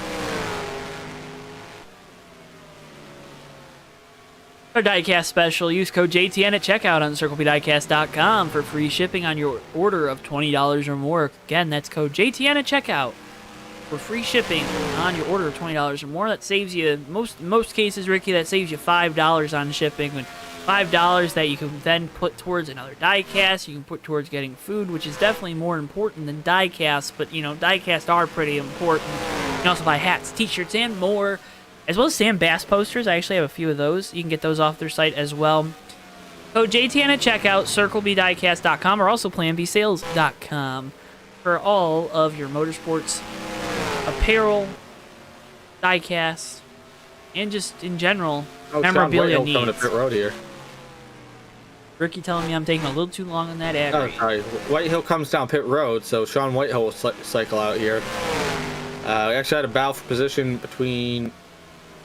We have a battle for position? We didn't have a battle for position. My bad. Do we have a battle for position? Does anyone want to try to make a pass? Davey Hazard getting around the 17 of Oakley. Take a look through the field here right now. Tommy Bordeaux just consistently running 29 flats right now. He just kind of keeps gapping that 12 car. About 5-second lead right now. I think Cal... Oh, sorry, hit my mic. I think Cal's pit strategy, I think, was a good idea. I just think that it was Tommy's got such a fast car that the fact It that wasn't going to help. He would have needed to leapfrog the 57 for it to really do anything, just because Tommy could just take off with it the minute that I got back out ahead. Part of the voice crack. We've been at this for like 2 hours. Hour and a half. Hour and a Hour and a half. half. The marathon. It's not a sprint. It's the marathon here. USORL Red Bull Cup Series. Want to thank Cal. Cal always does a great job on all these tracks. Or with the tracks he does do, and I believe this is one that he did, like the textures and whatnot. Just wanted to say, Cal, this is a fantastic reskin of the old New Hampshire Motor Speedway for the USORL Red Bull Cup Series. Anyways, let's talk about this 55 car, Mikey Morata. He's right now running 7th, in danger of going a lap down. Not too often you're running 7th and in danger of going a lap down, Ricky. Actually, we got pass here for 3rd, Joe. Huang Do on the inside of 77. Jack Healy. I'm sorry, I don't want me to steal Mikey's thunder, but these guys are fighting each other hard for this position. Tooth and Nail Games 1-2-3 Racing teammates battling for this 3rd position. Give it to Doe going down in turns 1 and 2. Healy trying to turn back to the inside. Healy dove it in really deep there. Trying to use that apron. Oh, the Oh, two Sean Whitehill! No! No! Oh, no. No! No! Whitehill back around on track. But Again, veteran race car driver move to let everybody get by before turning back down the track. And Cam Barnes is into the outside wall in the 8th position. Zach Rostowski gets on by him. But they actually make contact there. But they keep him straight. Keep him straight. Tommy Bordeaux now coming up on Mikey Morata in 7th. So now 7 cars a lap down in the field here. Six cars left on the lead lap. 6 cars are left on the lead lap here. As Bordeaux goes on by that Toyota Camry, Napa Auto Parts Toyota Camry of Mikey Morata. And oh, the 16! Garrett Sidner has a moment. He's going to take you down pit road. Oh, he spun out. Well, he completely spun out. Hey. But, yeah, there's a lot of attrition going on through the field right now. I'm noticing that some of these guys, you know, they've had a bunch of they've had laps on these tires. They're warmed up now, and they're still seeing them spinning. So I think there's definitely a level of attrition going on at the moment.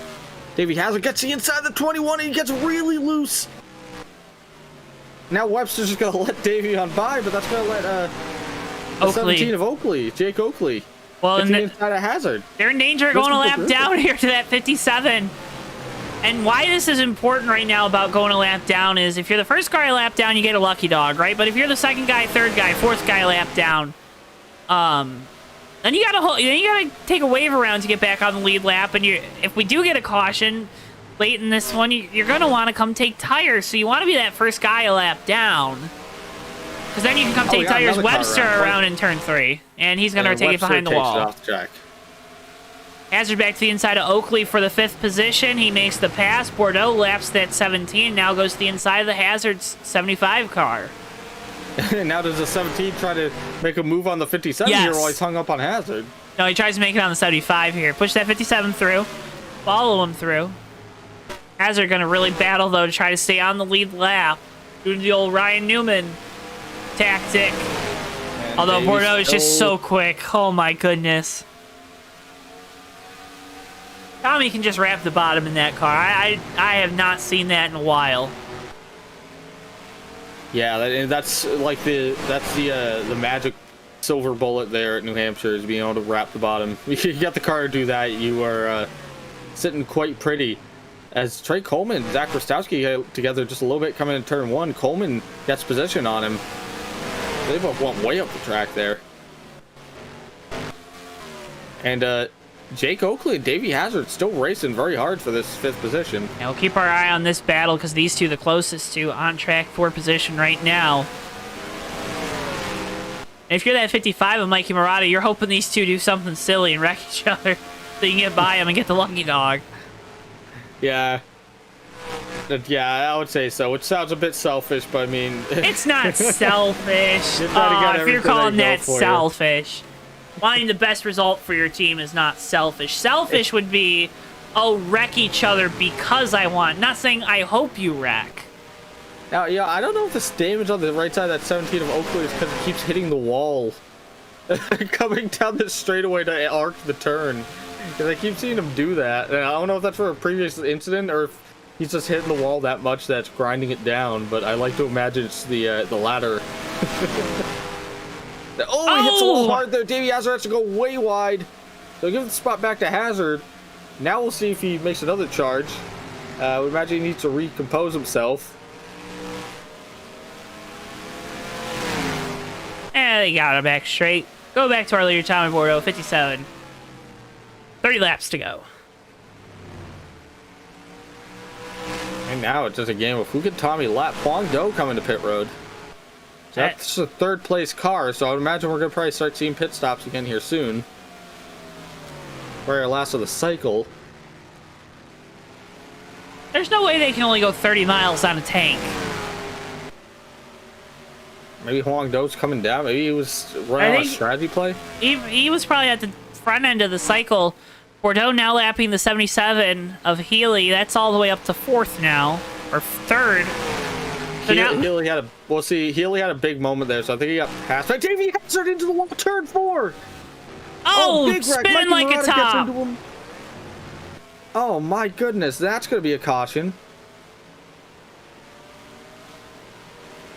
Let's see what happens here. Oh, Hazard just finally got too loose going through one of these corners. Yeah, that's so unfortunate there. That scared me. I was looking at the front straightaway there. Oh no, he 75 saved it. Oakley got into the back of him, and then Mikey just nowhere to go. Yeah, and you can see Oakley. The problem is Oakley's probably slowing down here, but there's only so much. You can see the rear end kick out in that Caterpillar machine. Like the minute he starts slowing down, the car just starts spinning. So not much he can really do when he's trying to save it there. It's stay closed. That will be a caution right there. And look at it right now, Joe. Jack Healy in the 77 will be our lucky dog. There will be 3 cars on the lead lap. The 57 of Tommy Bordeaux, the 12 of Cal Laval, and the 77 of Jack Healy. Well, there'll be some guys able to take the wave around here. The 54 is going to probably take a wave around. He just pit. Yeah, you're correct. They can take the wave around. Huang Do, it's going to be tough on him. With how many laps he's probably run already, but only like 2 or 3. He'll be good. Some of these other guys that have been out for a while, if they can take the wave around, but they'll be on such old rubber that it's like. Well, they probably, if they need to pit to the end, just come pit to the end. We're gonna see some silly stuff probably here to run to the end of this race. That is true, but my goodness. Well, this changes everything. Now's the time to share the video. I mean, now's the time to get in contact with Tommy, or do we wait till he's done with his pit stop? I think we let him go to the end of the race. I think we can let him go? All right. Yeah, I don't want to get up in his head. Yeah, put his brain hole. Coming to pit road here. Huang Do obviously is going to stay out.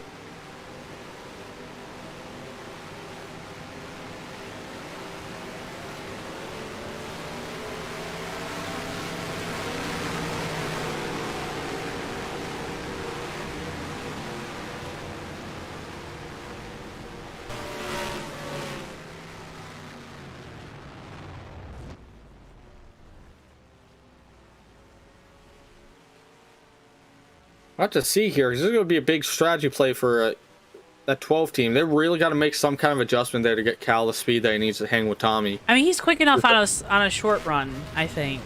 I think so too, but we're talking about 30 laps here. That's my yeah, but big concern. Get a good enough restart. Tommy Bordeaux easily wins that race off pit road. We'll see. And yeah, Healy's going to have to hang back here for these guys because he's a lucky dog. Well, he should just drive up and around. I think he's a lucky dog. Did Healy get his lap back? He's a lucky dog. Well, I just meant he was registered as on the lead lap when they came down pit road. Oh, so then, I don't know. Maybe they either gave him his lap back or maybe... I don't make the rules. I don't know. I think that is correct. I think we are correct, because Davey Hazard would be in 4th, and Hazard definitely didn't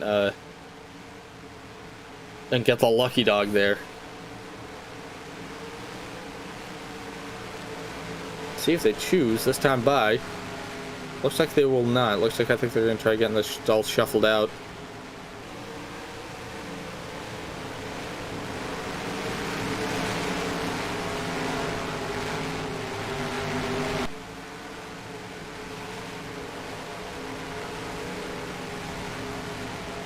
Trey Coleman coming off pit road here, just waiting on the field. Yeah, Joe, this is gonna get interesting because now it's a. I don't know. How much do you think this is short run speed? Because we're talking about like 25 laps. I don't. Because this. You think that's enough to constitute short run? 57's got all run speed. Yeah. Short run speed, long run speed. It don't matter. He's just got speed. He's got speed, Ricky. He's just got speed. But yeah, chat, in chat, someone said if Davey was the lucky dog spot and he brought out the caution, then there would be no lucky dog. So either Healy did get the lucky dog or he was already on the lead lap, but I don't think that really changes the situation that we just saw there of him being able to pit and basically still be in 3rd. No. Tommy Bordeaux going to take that inside line. So when we get back green here, it looks like. Do we want? It's so weird because there's so many. Do we want Matt Steelman to become our Larry Mack? I know there's a lot of cars, but hey. If he's up in the Fox broom closet. They put my boy Larry Mack in a broom closet, man. Like, come on. They gave him all these TVs, and he's like, oh my gosh, look at all these TVs, look at all this data, look at all these cameras, look at all this information, and then it's like, wait a minute. They threw me in the broom closet. Now, Davey Hazard's in fourth, but he is not fourth in of the field here. So really, for right now, I guess for all intents and purposes, Tommy Bordeaux's in the lead, Calaval's in second, Jackie Lee's in third, and then Jake Oakley in 10th, Mikey Morata in 11th, Trey Coleman at the 13th, Ray Tustin in 7th, Davey Hazard in 4th. If that sounds confusing, that's because it is, but a lot of these guys aren't on the lead lap. Well, now it's going to get even crazier. Coming to the green flag, just over 20 laps to go, and away we go. Green flag back out here from New Hampshire. Tommy gets a great start here. Keep an eye on this early run because this is usually where all the cautions happen on these cold rubber. See a 17 get to the inside of the 3. Joyce and this big moment. Oh, Zach Krastowski around. I don't know if that's going to be a caution. Looks like they're still green here. Oh, 17 and 8 cars around off of turn 4. That's going to be a caution. Well, now a lot of these guys have just stayed out, just cashed out pretty big.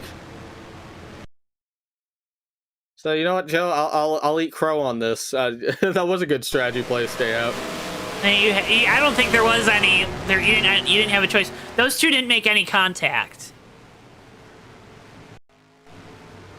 Who, the 17? Yeah, I don't think they made. Let's look. Helicopter. Let's see. Let's see if there's any contact. There is not. Not on my screen, at least.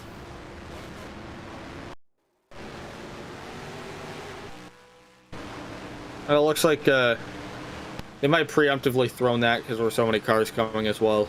Pocket of air. Went whoosh. Now we got a whole ton of cars going to come down pit road this time because Huang Do, you got to lead them down. Ray Tustin, Austin Spencer, Davey Hazard, Garrett Sidney, Sean Whitehill, Antonio Ruiz, Jake Oakley, Trey Coleman, Zach Krastowski, Cam Barnes. Everybody that did pit. Now I think that should put pretty much everyone up in the top 7 on the lead lap with relatively even tires, and then the 3 of Noah Joyce I think is going to be the lucky dog here, so he'll be able to probably pit and take tires as well.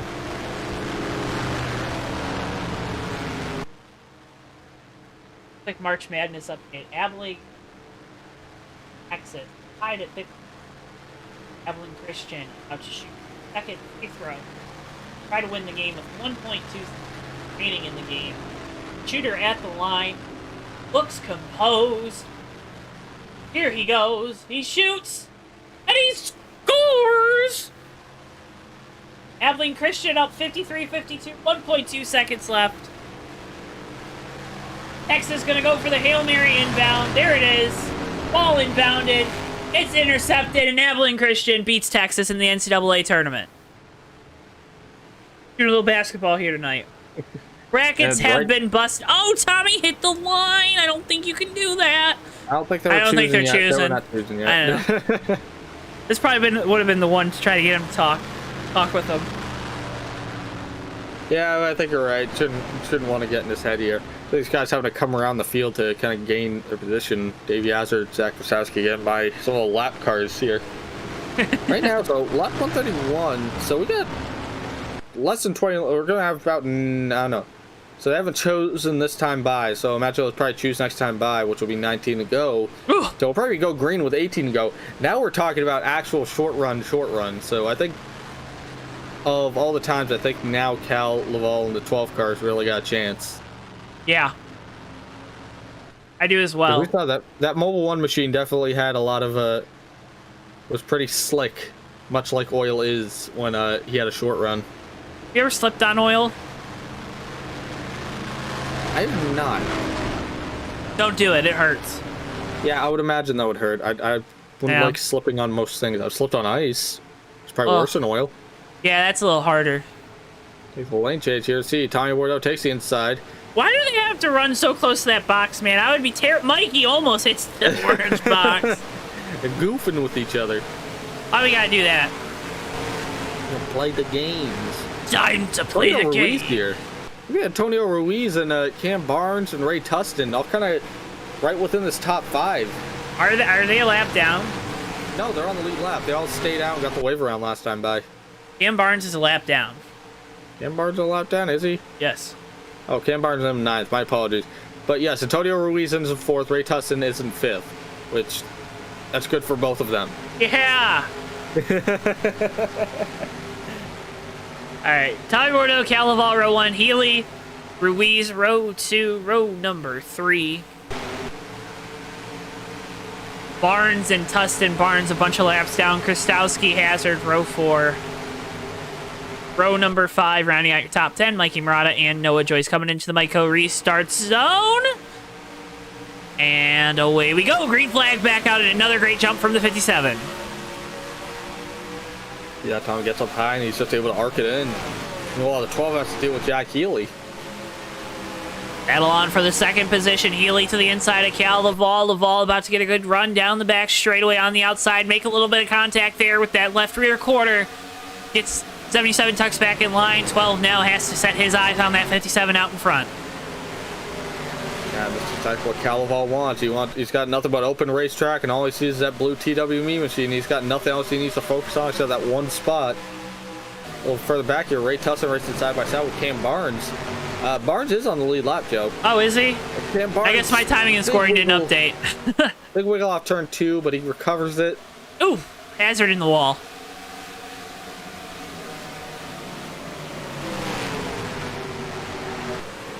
There's still, a little bit of contact. 7 car Barnes around. Ray Tustin around. No one else makes contact. But that's going to bring out a yellow. We got another caution. Cautions breed cautions. Cautions breed cautions breed cautions. Like rabbits tonight. I think that's okay. Let me check with Bristol real quick. I think so. He says it's okay. Because he's a dog, he doesn't like rabbits. Here it is. A little bit of contact, a little shake, a little shimmy, and they both go around. Up and out of the way, but obviously Ray Tustin, Cam Barnes, they're going to lose all that track position after that caution. I don't think anyone's going to pit. Yeah, I don't think so. I mean, there's no reason to. Tire fall off isn't that much. And you probably need a very big gap in tire fall off to really get on the pace of the 57 and the 12, to be honest. Yeah, what lap are we working right now, Ricky? 136 of 166, so... 136 of 150. Oh, 136 of 150, so... 15 laps to go, my apologies. This is our TWB 10 to go, but it is our... I don't know. Foxwoods Resort and Casino 15 to go. If you're like Brendan the Gent and you love JTN, make sure you hit that like button on the video. We'd appreciate it so much tonight. Make sure if you haven't already, you're also subscribed to JTN. But if you do love JTN, I don't know why you wouldn't be subscribed. We love you all. I hate JTN. The JTN fans. Ricky, you are fired. Thank you so much for tuning in, watching all our content. We have diecast reviews now as part of our partnership with Circle B Diecast, our affiliation with Circle B Diecast and Plan B Sales. So go check those out. I'd appreciate it if you did so, because I put a lot of time into those. Also check out Tommy's World. It'll go live after this race coverage has concluded right here on the JTN YouTube. Got a whole playlist of those going. Tommy out front right now, of course. As we choose, he chooses the bottom once again. Kind of bottom top here throughout the field. It looks like pretty even. You can also check out Fake Racers Podcast weekly here on JTN. It's a great show. It's going to be a fun show this week. Davey and I think, are going to have a lot to discuss after Xfinity racing today, and I'm sure we'll have a lot to discuss after the Cup Series race tomorrow, so you're going to want to tune in for that. Also, I really haven't gotten a chance to show our upcoming races on JTN. It's Finale Night, Monday night for the TMP Racing Series late models from Richmond. Tune in 8:45 p.m. Eastern Time for the starter race coverage. We'll take you through the Final Four, tell you who's competing for that championship, and it's going to be a fun one. Then Thursday night, A-Main Podcast 250 from Talladega. About close to 40 entries in that race so far, so you can go to their Facebook page and find out more if there's still spots to sign up. USORL Cup Series from Nashville Fairgrounds next Saturday night. Getting ready to go back. Green flag racing here from New Hampshire. Tommy Bordeaux with control of it into the Myco restart zone, and away we go. One more time. Green flag at New Hampshire. Cal Laval almost looks like he spun the tires just a little bit on that restart. Allow Healy to get even with him down in turns 1 and 2. Davey Hazard, Antonio Ruiz, maybe a little bit of contact. Sends the 11 car way outside. 3 wide, 4 wide for a hot second there for about 5th. Wong Do now going to the inside of Hazard. Hazard going to the inside of Healy for 3rd. Yeah, side by side here. Ray Tustin over rotates. He spins out turn 3. Let's see if he spins by himself. Oh, Austin Spencer gets into the back of Cam Barnes. The 17 goes into the tire barriers. Yeah, he's stuck on the barrels, Joe, on pit road. That's gonna bring out a yellow. How do you get stuck in the barrels, man? He got stuck in the barrels. He hit pit road entry. Have you ever? Oh no, Have you ever? A couple of times. No, not a couple times. You've never seen that. No, I've never. Here's the Caterpillar on board.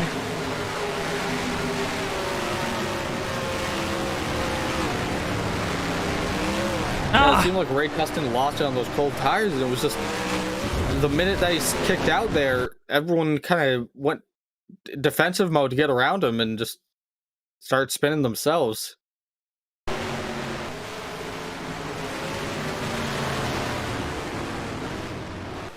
Austin Spencer making contact with a few cars, going through that wreck. Well, that's what happens at the end of these races. We go crazy, we go stupid, we go you know? Oakley just got held there too. It was like he hit that wall, and it was just like it didn't want to let him go. It just like skewered him.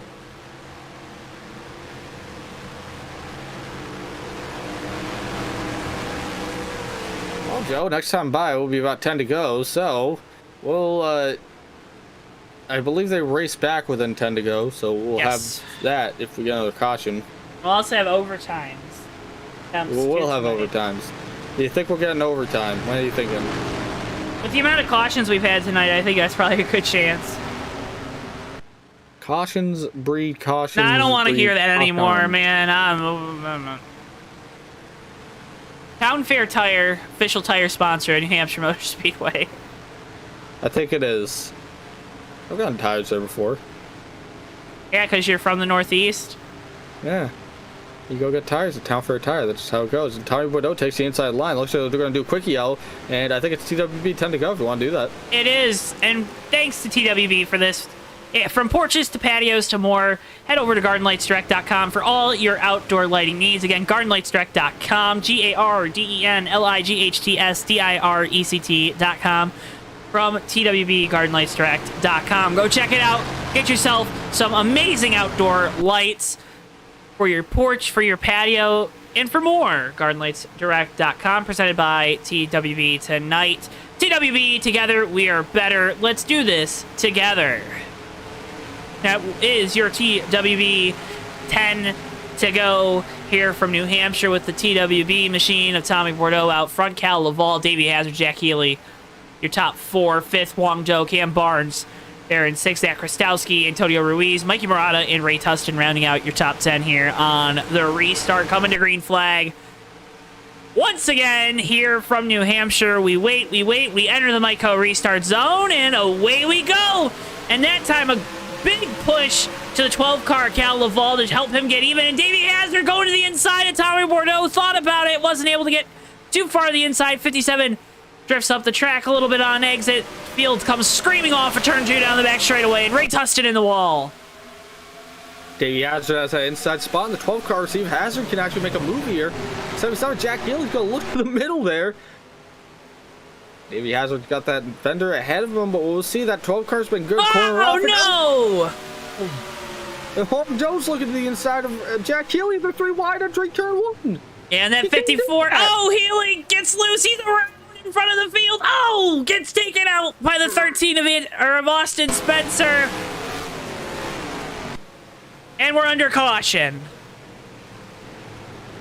Okay, maybe they don't race back. No, I don't think they race back. I think that answers the question for you. How do you not know? You race. You literally race. I forgot. Oh my goodness, let's get you a replay. We do so many of these, like forget which ones are which. But let's see what happens. It's just 3 wide. 77 kind of hits that transition. Tommy talked about it. The open 2 to 7 degrees hits that transition wrong. Sends that 77 around. Austin Spencer nowhere to go. Makes contact. That's what brings out the caution. The contact, not necessarily the spin. Really unfortunate for Jack Healy. Had a really good run going. Bring it out pit road. You guys will take it, but I don't think it's gonna really do much here at the end of the race with how fast these guys are running right now. Well, friends, you gotta tell your loved ones, tell your friends that they need to tune into JTN right now. We're probably gonna have a 5-lap shootout to decide the winner here at New Hampshire. It's gonna be a duel between the TWB machine of Tommy Bordeaux and the Martini Haviland colors of Davey Hazard and Cal Laval here in the 12. And don't look now, that 54 Wong Do is rebounded nice, and Zach Krastowski up inside the top 5 in the Sun Energy 1 Kenny Habul owned company machine. Yeah, that's great to see. Zach Krastowski, he's gone through the gauntlet tonight. He's just been coming out clean on the other end. He's been just sort of sneaking through everything. So really great to see. And it really does say something about how much of this race is just like making sure you keep your nose clean and not necessarily about setup, just being there at the end.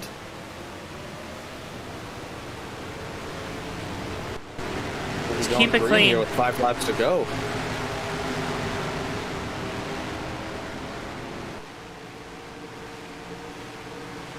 Bunch of people in chat. Goody writing in that he hashtag Wong Do for the win. 54 is going to have a good shot on the outside here for this restart. See if he can get it done, but got it started 4th on the last restart. Jack Healy, he's all the way at the back of the field now. They're about 3rd to last car on the inside. Tommy Bordeaux, Davey Hazard, Cal Laval, Wong Do, first 2 rows. Zach Krastowski, Cam Barnes, Mikey Morata, Ray Tustin, Antonio Ruiz, Noah Joyce, your top 10 here on this restart, which will come with 5 laps to go. Oh boy. Oh my. Oh me, oh my, oh me, oh my. Pull those seatbelts tight one more time here at New Hampshire. Pace car is off into the Myco restart zone, and away we go. Green flag back out, and a great restart once again for the 57.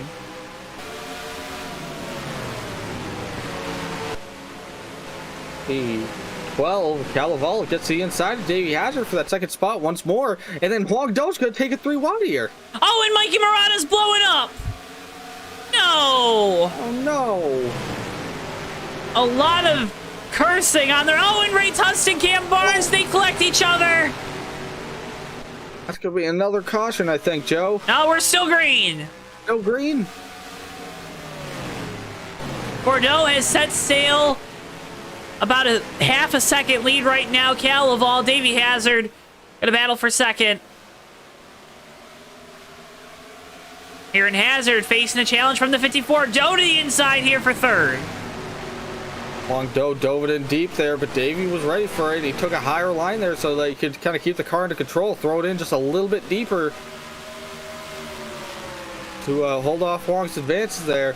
Let's see if he does the same thing this time by. It looks like he can't do it in the turn 1. Oh, car around Trey Coleman, and he collects Noah Joyce. Oh, and that's got to be a yellow. And it is. Oh, my word. We're going to overtime.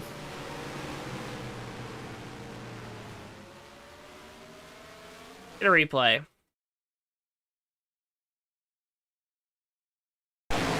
A-car Coleman just gets around. Healy actually slides up in front of him. I think Trey might have slammed on the brakes to avoid hitting him. Sends the 8-car around. He collects that 3 of Noah Joyce. Just a bunch of tough breaks tonight for a lot of guys, Ricky. Yeah. And, you know, once more, Zach Krastowski still in that top 5. Hey, he deserves an attaboy tonight. Yeah, absolutely. I mean, some of these guys have been having so many issues tonight. The 18 of Ray Tustin actually looks like he's been through a blender. Looks like a modified right now. That left rear tire is sticking out so much. Hey, man, this is the home for the ground pounders. So these, yeah, it is. So these guys had such fast cars, just got caught in so much misfortune tonight. It's just like, but like the guys here at the end are the ones that sort of. There's a few guys here that just sort of stayed out of everything. Well, there's something to say about competing at your hometown track too. I mean, that's what Zach's done tonight. He's done a great job of it behind the wheel of this one car. Antonio Ruiz also there in 6th. That 11 car having a fantastic run. Healy has made his way back up to 7th. Of course, it looks like we'll probably be choosing here. To get ready for this overtime finish. We'll see. I think looks like we're not going to be choosing this time by. So well, I guess we're going to overtime. We're going to actual overtime. Not this wussy sort of overtime, but we're going to overtime. Sorry, that was my good menacing voice. Brian Pace writes in, "Oh boy, free racing. No, you actually have to pay me $5. Nothing's free in life."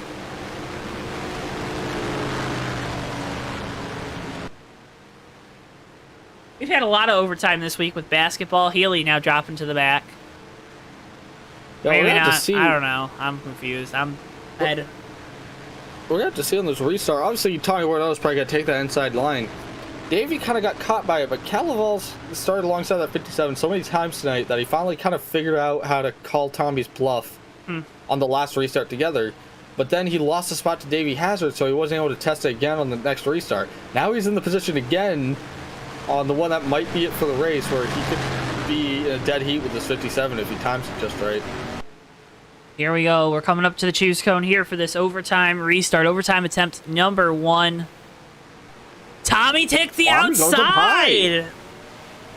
Tommy heard me. He must have heard me. He mixed it up. That'll be an interesting question after this race. And we'll see what happens. Depending on what happens here. Now it's.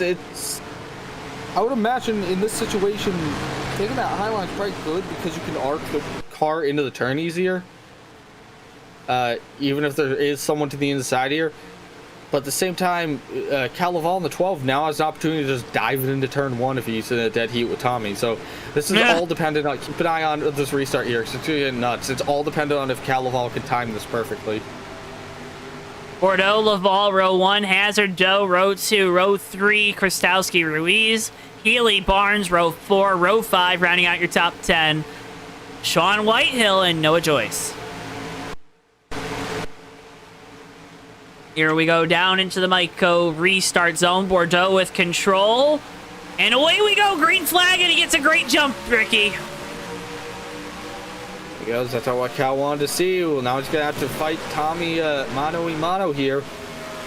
See if he can get back to the back at 57. And Wong Doe to the inside, although he gets loose off the corner. Healy around towards the back. Self-spin, no caution.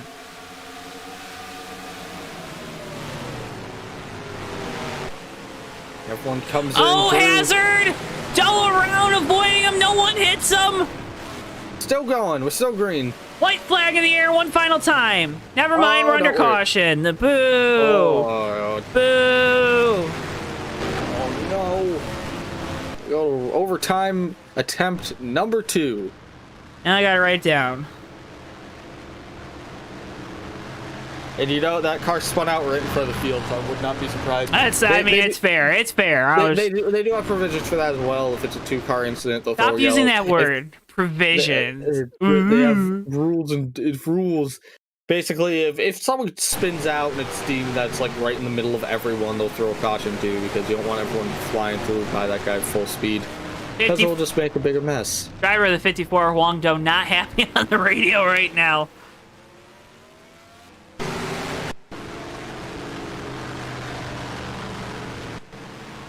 Yeah, it's frustrating here, especially on these restarts, having a fast car there and then kind of getting stuck up in something. Well, send away to your friends, your family, your foes. Tell them to tune into JTN. Overtime attempt number 2 coming here in a second. Next time by, we should be choosing Antonio Ruiz up into 4th. Yeah. Antonio Ruiz in 4th. And again, him and Zach Rostowski now. There's 2 more. There's 2 of those guys. I mean, he deserves an attaboy there. Yeah, absolutely. A lot of attaboys out here. Sometimes you just gotta keep the nose Another clean. one I would say is Trey Coleman in that 8. We know that's a fast car. It's back up to the 6th spot. Trey Coleman spun out. How many times has Trey Coleman spun out tonight? Probably too many. That sounds mean the way I'm saying that. I just feel like he's been caught up in so many other things tonight. Antonio Ruiz here in 3rd, in 4th rather. Zach Krastowski in 5th. So 2 top 5s for 2 guys that are really deserving of a top 5. Teammates, no, maybe not. I don't know. Trey Coleman, 1, Zach Krastowski. Those are teammates. Coleman rebounding nice. Here, Cam Barnes is taking it easy all night. Noah Joyce rebounding very well as well. I got the hick-em-ups right now. Coming to the choose cone for this overtime attempt number 2. Bordeaux takes the bottom.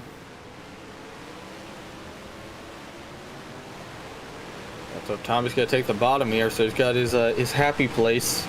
He tried something different there, taking that eyeline. It worked, but I think again we'll have to see if Cal can get that restart. But he really needs to be ready with this 57.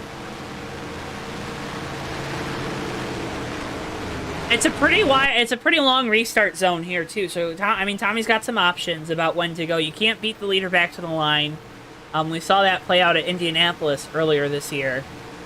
That'll also be something to watch. So Bordeaux, Laval, Hazard, Ruiz, Krastowski, Coleman, Barnes, Joyce, Doe, and Tustin, your top 10 here for this overtime attempt, number 2 in the USORL Red Bull Cup Series.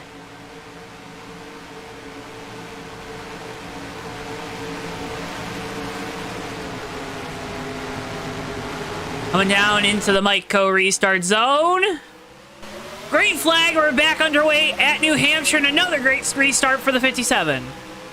Davey Hazard's going to get to the inside of the 12 Calavallo, see if Davey can make that pass. Davey's got a fast car here, too.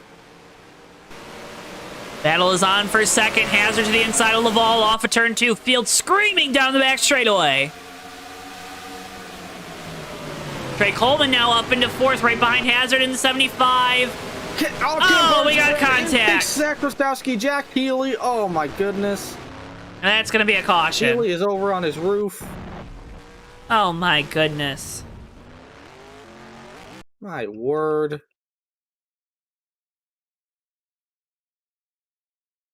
Unfortunate. Zach Krastowski gets caught up in that. We kind of... So it's 6th spot, actually. Yeah, he's So not okay. as bad as I thought.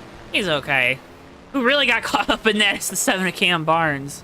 77 of Jack Healy is pretty much dead.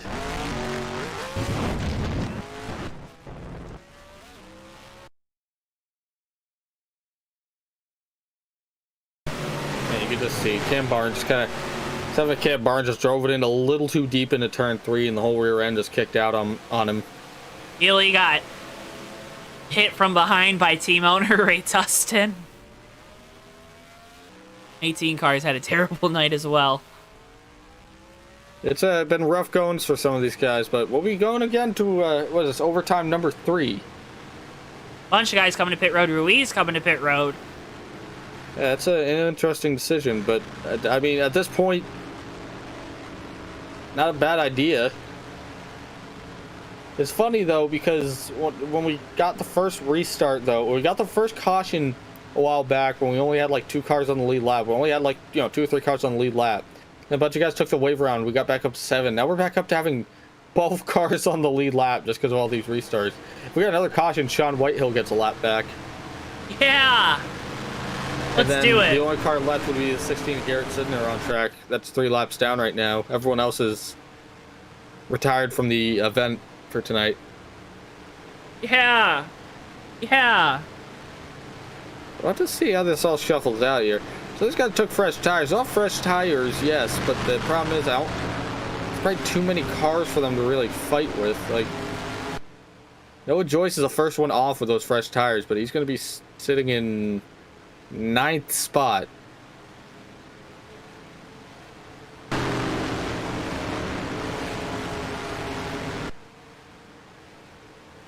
I might be too far back.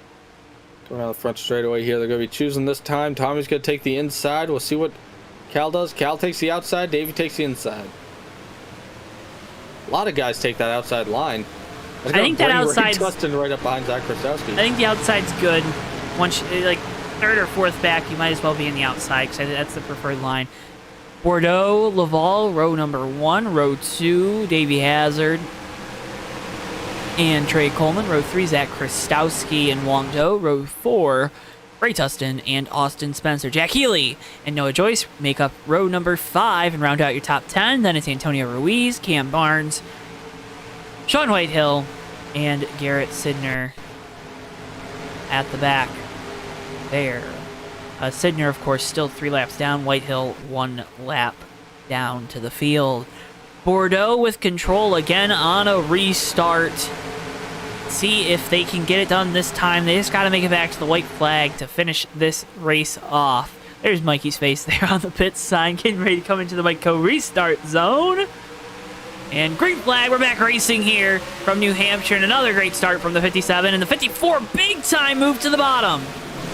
Wong Do all the way to the basement there to the inside of Trey Coleman, trying to make that move.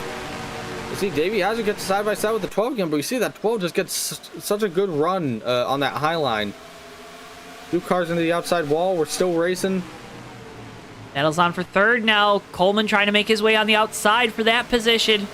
Hazard, though, holding tough on the bottom. See if he can clear. He isn't cleared. 77 blowing up. That's a little too much tape. White flag in the air. I completely forgot. Battle's still on for third, but Bordeaux continues to run out front, down the back straightaway for the final time. See if they only get that third spot. Wong Do looks to the inside. Davey Hazard. Hazard blocks him. He tried to make a run at Trey Coleman, but looks like no dice there. No dice there. Coming off of turn number 4, Tommy Bordeaux's going to win it at New Hampshire.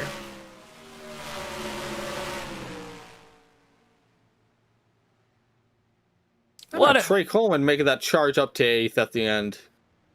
Up to third. Or after third. Up to third in the 8. My apologies. A long night. 1 a.m. here. But look at Trey Coleman there making it up to third place.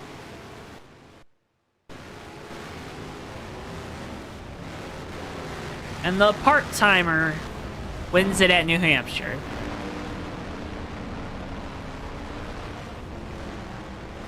Yeah, that 57 car just absolutely put a clinic on the field here tonight. It was either him or that 12 up front, but when they were up there, they just ran away with it.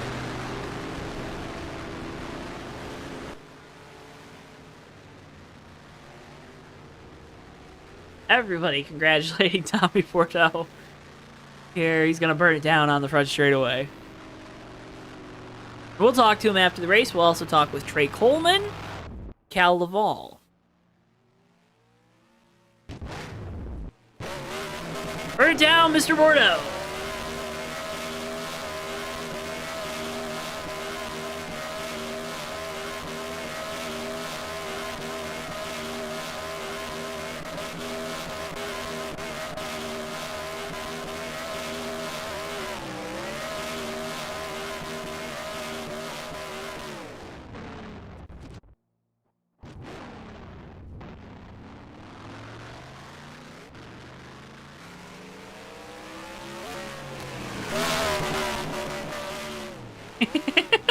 Right across the JTN logo.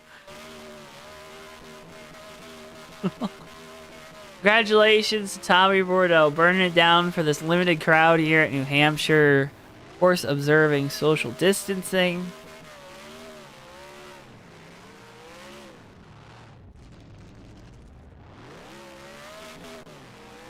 I think he's going to be burning it down all night at this rate. Yeah, I would think so.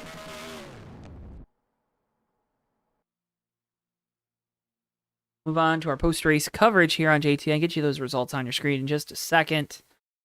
And another fantastic finish to another fantastic race here for the USORL Red Bull Cup Series. Start with our third place finisher. We always try to work from 3 to 1, Ricky.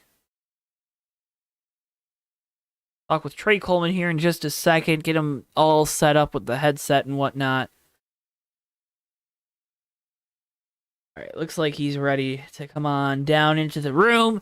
Got the headset on, talking with us down on pit lane. Trey Coleman, driver the number 8 Craftsman Tool Chevy for Turn Left Incorporated, right? I got that right? That's correct. How you doing? I'm doing good. I was confused on the Incorporated or if it was racing, but I'm doing good. I think you're doing good. You're obviously doing better than your college basketball team today. Thoughts and prayers with the VCU men's basketball team right now. Hopefully they can. Hopefully everyone's okay. But Trey, a fantastic run tonight at New Hampshire. Back to the front, to the back, to the front, to the back, to the front, to end at the front. That's got to feel good for you in the 8 team. Yeah, well, first I got to give a shout out to those men's basketball guys here at VCU, Bones Highland and that whole team. I feel really bad they didn't get to play their tournament game. I know we were all hoping for it in the dorm, but unfortunately, COVID struck. Congratulations to Oregon as well. But tonight, I think I channeled my inner Randall Coleman, man. It's going back to front, spinning myself, which is something Randall would sort of do. Don't tell him I said that. He's listening. But and then I drove back up there each time, just driving back up there. I didn't really have much early on. Tommy was the class of the field tonight. Tommy, Jack, Hoang, these guys were really fast. But the number 8 Craftsman Chevrolet Camaro was really fast. I think we finally got our groove back, and I was really happy with how it handled it, minus the spins like 6 times. Well, it happens. It happens. A lot of this, talk about it. I mean, we were talking with Tommy during the race, and he talked about it, but he was so quick. Did you have to have the car really set up kind of wicked? Like, I mean, those cars looked evil out there just to have kind of a decent amount of speed, or what was the reason that we saw so many spins, so many guys struggling with those flat corners there at New Hampshire? It's the way the track sets out to be flat on the bottom and the corners, and how the car just wants to whip around every time. Like, for me, to keep the car straight, and obviously a couple times I wasn't able to, I was having to feather the gas enough to keep the car straight in the middle of the corner. So I really think it's a combination of the track surface with that banking there and the flat part that just causes you to whip around each time. Well, look at that. Look at that expert analysis from Trey Coleman. Trey, I'm not trying to blow. Yeah. Yep. I can't say it on air. Congratulations on a great run. Able to move throughout the field. Led a lap, too, so got the bonus points. I know, obviously, you're not on the bubble right now. Got the win earlier this year. Another good run for you guys. I know Pocono was really disappointing about a couple months ago, and it was good to see you guys have a great run again here at New Hampshire. Before we let you go, you've been up here before. You know the drill, obviously. Thank all those beautiful sponsors, all those great people that support you. Well, first, I'm going to take the time to thank Zach Krastowski, my teammates Jeff Dixon, Antonio Ruiz. He was having a great run, but I think he pitted there at the end. Yep. A little bit of strategy mismatch or error there on the 11 team. Not sure what happened there. I feel really bad for him. I think Craftsman, Pump It Up, Daniel's Amigos, excuse me. Haven't done this in a while. And everybody who supports this team. Thank you all as well for the broadcast. Hey, no problem. We appreciate you, Trey. You're always a great guy to talk to. And good luck with the studies. Good luck with the racing. But I think you got this racing thing down, and I know you got the studies thing down, so I don't think you need any extra luck. Trey Coleman, driver number 8 Craftsman Tools, Chevy Camaro for Turn Left Incorporated. Congratulations again on the top 3 finish, buddy. Thanks. Trey Coleman.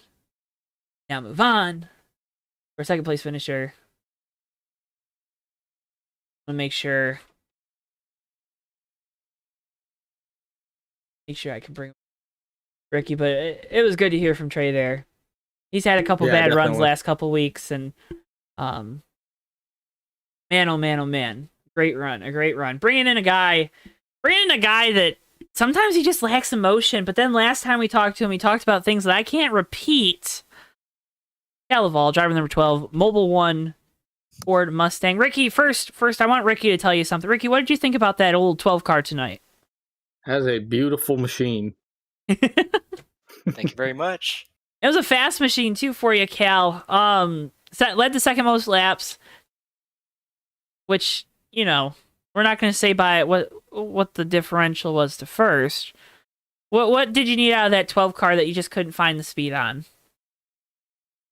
Well, Monday ran the lights race, and I wasn't too happy about the way we finished. I thought we could be a lot better, and we found something over the week that made the car better, but apparently it wasn't good enough compared to Tommy's car. I don't know what he was doing on the track. Shouldn't he be in the booth tonight? No offense to Ricky, by the way. I'm not his handler. He just came to me. He's like, I'm running this race, and I said, Tommy, what? And then all of a sudden I got here and he wasn't in the booth, and Bristol was like, I can't find him, Joe. And then we saw that 57 car whipping around. It was confusing, Cal. It was confusing. Why didn't you just send him up to the booth? You're on the authority list. No, not really. Come on, Cal. Yeah, it's my fault. No, it's not your fault. Like, come on. We're having some stream issues right now too during this. I'm trying to. We are. Well, I'm trying. No, it's on my end. It's on my end with the stream. So I'm trying to make sure that the fans get to hear from you, Cal. You had a great. Are we live right now? Yes, we are. We're live. We've been live. Okay. We've been live. Don't say anything. Don't say anything crazy now. But no, not this week. Not this week. It's New Hampshire. I'm sure you would have liked to take a lobster home, though. Yeah, that would have been nice, but we'll see. We'll see what I'll eat. I'll probably have a Hot Pocket tonight. Lobster Hot Pocket? No, just pepperoni. I don't think they make lobster Hot Pockets. That'd be pretty gross. Yeah, I don't think I would have that either. No, and you didn't back into anyone on pit road, so that was good. That was good. No, yeah, that was... No one confronted me on pit road after the race, so... Well, yeah. What do you mean, oh yeah? Did we miss anything? No. Okay. Well. Cal, Ricky, do you have any questions for Cal? I like just talking to Cal. I think he's a cool dude. They don't call me I don't think I have any questions. Oh, I got it, Cal. You pit a lot earlier when we had that long green flag run than Tommy and a lot of the other competitors. What went into that decision? I just like to short pit a lot. I mean, okay. Yeah, you catch a lot of ground on pit road whenever you pit sooner than the others, and newer tires, they feel good on the car. A lot more grip than the older tires. I just can't wait to get new tires on my car. Yeah, and they were Goodyear tires, right? Yeah, they were Goodyear tires. Very good. Very good year. Very good year. Well, Cal, before we let you go... Anyways. you know the drill, man. I love talking to you. Another great run for you guys. That win's obviously on the horizon. It just seems like... there's nothing wrong with being second best. Right? Yeah, you just want to be first best, though. I know, but you're there. You're there. Like, think about it. He's not even supposed to be racing. Like, think about it like that. Like, technically you won. It would be pretty cool to win the championship without winning a race. So, if that's the case, that would be pretty cool as well. Yeah, but you can't do that in this format. Yeah, you can. Oh, wait. Cal, congratulations on the second place run. Another great run for you guys. I know that win's on the horizon. Before we let you go, now's your time to thank all those sponsors and all the people back home. Well, I want to thank Mobile One for getting me through the first 150 miles and then however many miles we did after that.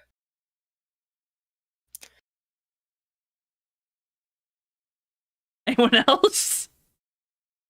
There's more stickers on that car. Yeah, but aren't y'all on a time limit? Nah, you can keep going. Thank all the sponsors. UPS, for one. University of Louisville. 2. High Point, Rallies and Checkers. Ford. Mobile One again. Rallies and Checkers again. Okay. Yep.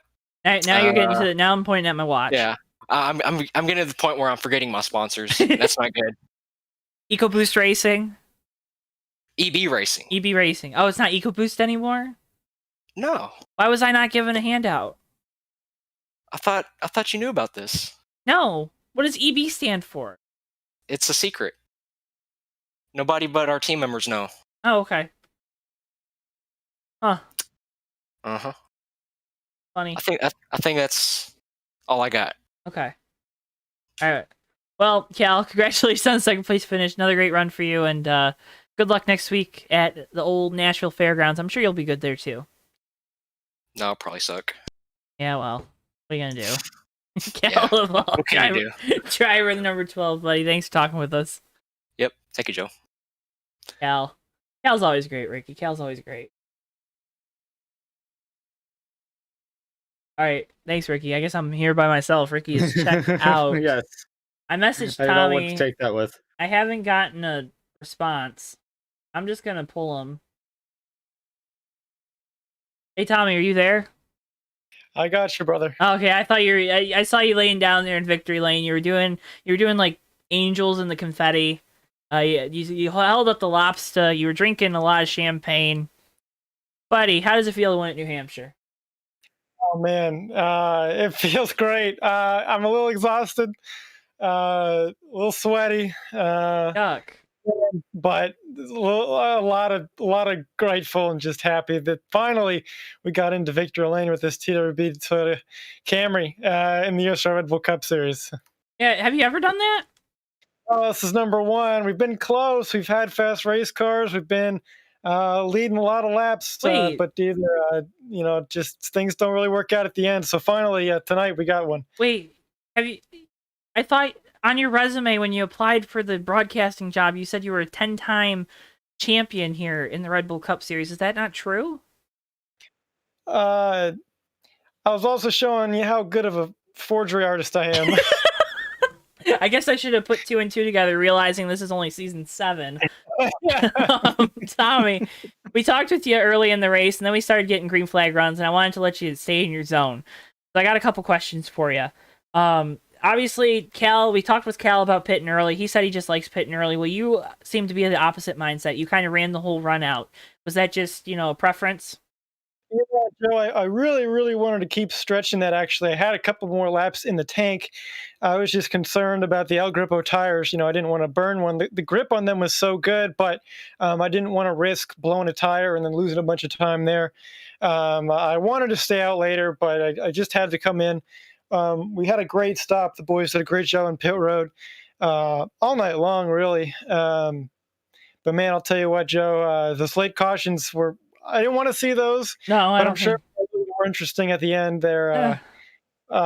Geez, I'm telling you. I mean, I'll tell you one thing, though. Cal's interview was slow as he is, and that probably took more than the whole race combined. It took a while to get me back here. Well, we were trying to let you figure stuff out, I mean, you were having fun down there in victory lane. There's nothing like your first time, I guess. Next question. You took the outside on, I believe it was that first overtime attempt. What was the idea with kind of shaking it up on Cal there? I just wanted to keep people on their toes. Mm-hmm. I was also just seeing how things were playing out behind me on them restarts, and I figured, I figured Davey was going to be a big threat, and I think he was on those restarts. So I wanted to kind of pin him back behind Cal a little bit. So I tried that. Wasn't too satisfied with it, so just went back to what worked. Didn't want to change anything up too much, and but hey, sometimes you just got to do that, mix up a little bit, shake it up. That's right. Right. Well, Tommy, we talk with you every week. You always do Tommy's World. You always do a great job of plugging all your sponsors. I know you got like 1,000 of them on there, so I want to make sure you have enough time to plug them all. But thanks again for talking with us throughout the race, being our in-race reporter. Apparently, being the in-race reporter at New Hampshire on JTN means you win the race instead of it being a jinx. So that's something to remember for all the drivers out there. But again, before we let you go, you know the drill. Thank all those sponsors, all those people back home. Yeah, you bet. Like I said, TWB Technology is the greatest advanced technology laboratory in the nation. Cutting edge stuff out there, man. I'll tell you what. El Grippo tires, they got a great tire here in New Hampshire. It's too bad we couldn't go longer, but I mean, trust me, Joe, at least on my car, they felt great. GardenLightsDirect.com. Go visit GardenLightsDirect.com, porches, patios, and more, man, for all your outdoor lighting needs. JTN, of course, the USORL admins, Cadian Oils, and just you guys for putting on a great broadcast, man. I know it was a long one. Y'all deserve overtime pay, but I hope it paid off because, man, this feels great. And shout out to my family watching downstairs at home. My brother's home for a bit here for spring break. I heard them down there cheering at the end there. That means a lot to me. I'm glad they stuck in and watched to the end. Means so much to him. He almost forgot to mention you, just so you know, Tommy's family. I'll see you in the booth next week, Joe. You can't do it to me there. I was gonna say I appreciate. I talked about Davey's family watching, but Tommy, your family's been a great supporter of us here. You got in victory lane tonight. We didn't get to talk to you a lot. We normally do. Just wanted to say thank you if y'all are still watching. We really appreciate you. We're glad that you guys have just. We're really happy that you guys have appreciated what we've done and you've watched what we. Yeah, we thank you guys for all the support. But Tommy, congratulations on the win. We're gonna do our little wrap up thing. It looks like you gotta go do some more of the hat dance real quick. Yeah, absolutely. I got a lot of hats to go through. Big shout out to Ricky for filling in for me tonight. You're the man. I appreciate you. Appreciate you, Joe and Bristol, for letting me do this. This is really special to me. Are you gonna do it again? No, I just won here tonight. The ultimatum was if I didn't win, I'd be racing at Michigan later in the season. But now I'm in the booth. And congratulations, JoeTowNetwork, on 500 subs too. Woo! That's a big milestone. We did it. Thanks, Tommy. Have a great rest of your night. Go celebrate a little bit more. Absolutely. See y'all. Tommy Bordeaux, have a good night. Driver number 57, TWB Technologies, Toyota Camry for Prime Time Racing. Ricky, that concludes our coverage. Make sure if you haven't already, hit the like button and subscribe to us here at JTN. Maybe you can be the 501st subscriber here.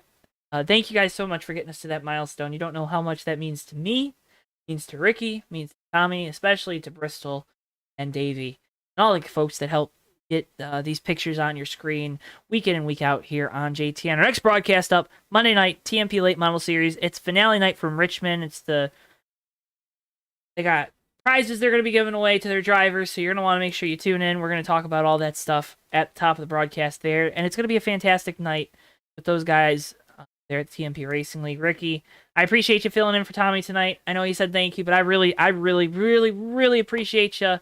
Can't thank you enough for taking the night off from your hometown race to come up here in the booth, and you provide excellent insight as you always do. Do you want to sum it up real quick, or do you want me to just let you take that off for the night? Let me think of. I'm just trying to think of something. I got 3 letters. Okay. TWB. TWB for all. That big blue TWB car just spanked the field tonight. Yeah, I think that win was coming a long time for Mr. Bordeaux in that 57 PTR Toyota. So, yeah, I think TWB that sums it up. That's what we saw out front all night long. Folks, thank you so much for tuning in. We appreciate you, as always, getting us to 500. Now we're on the road to 1,000. So, hey, man, the grind never stops here at JTN. Make sure you hit the like button, subscribe to us.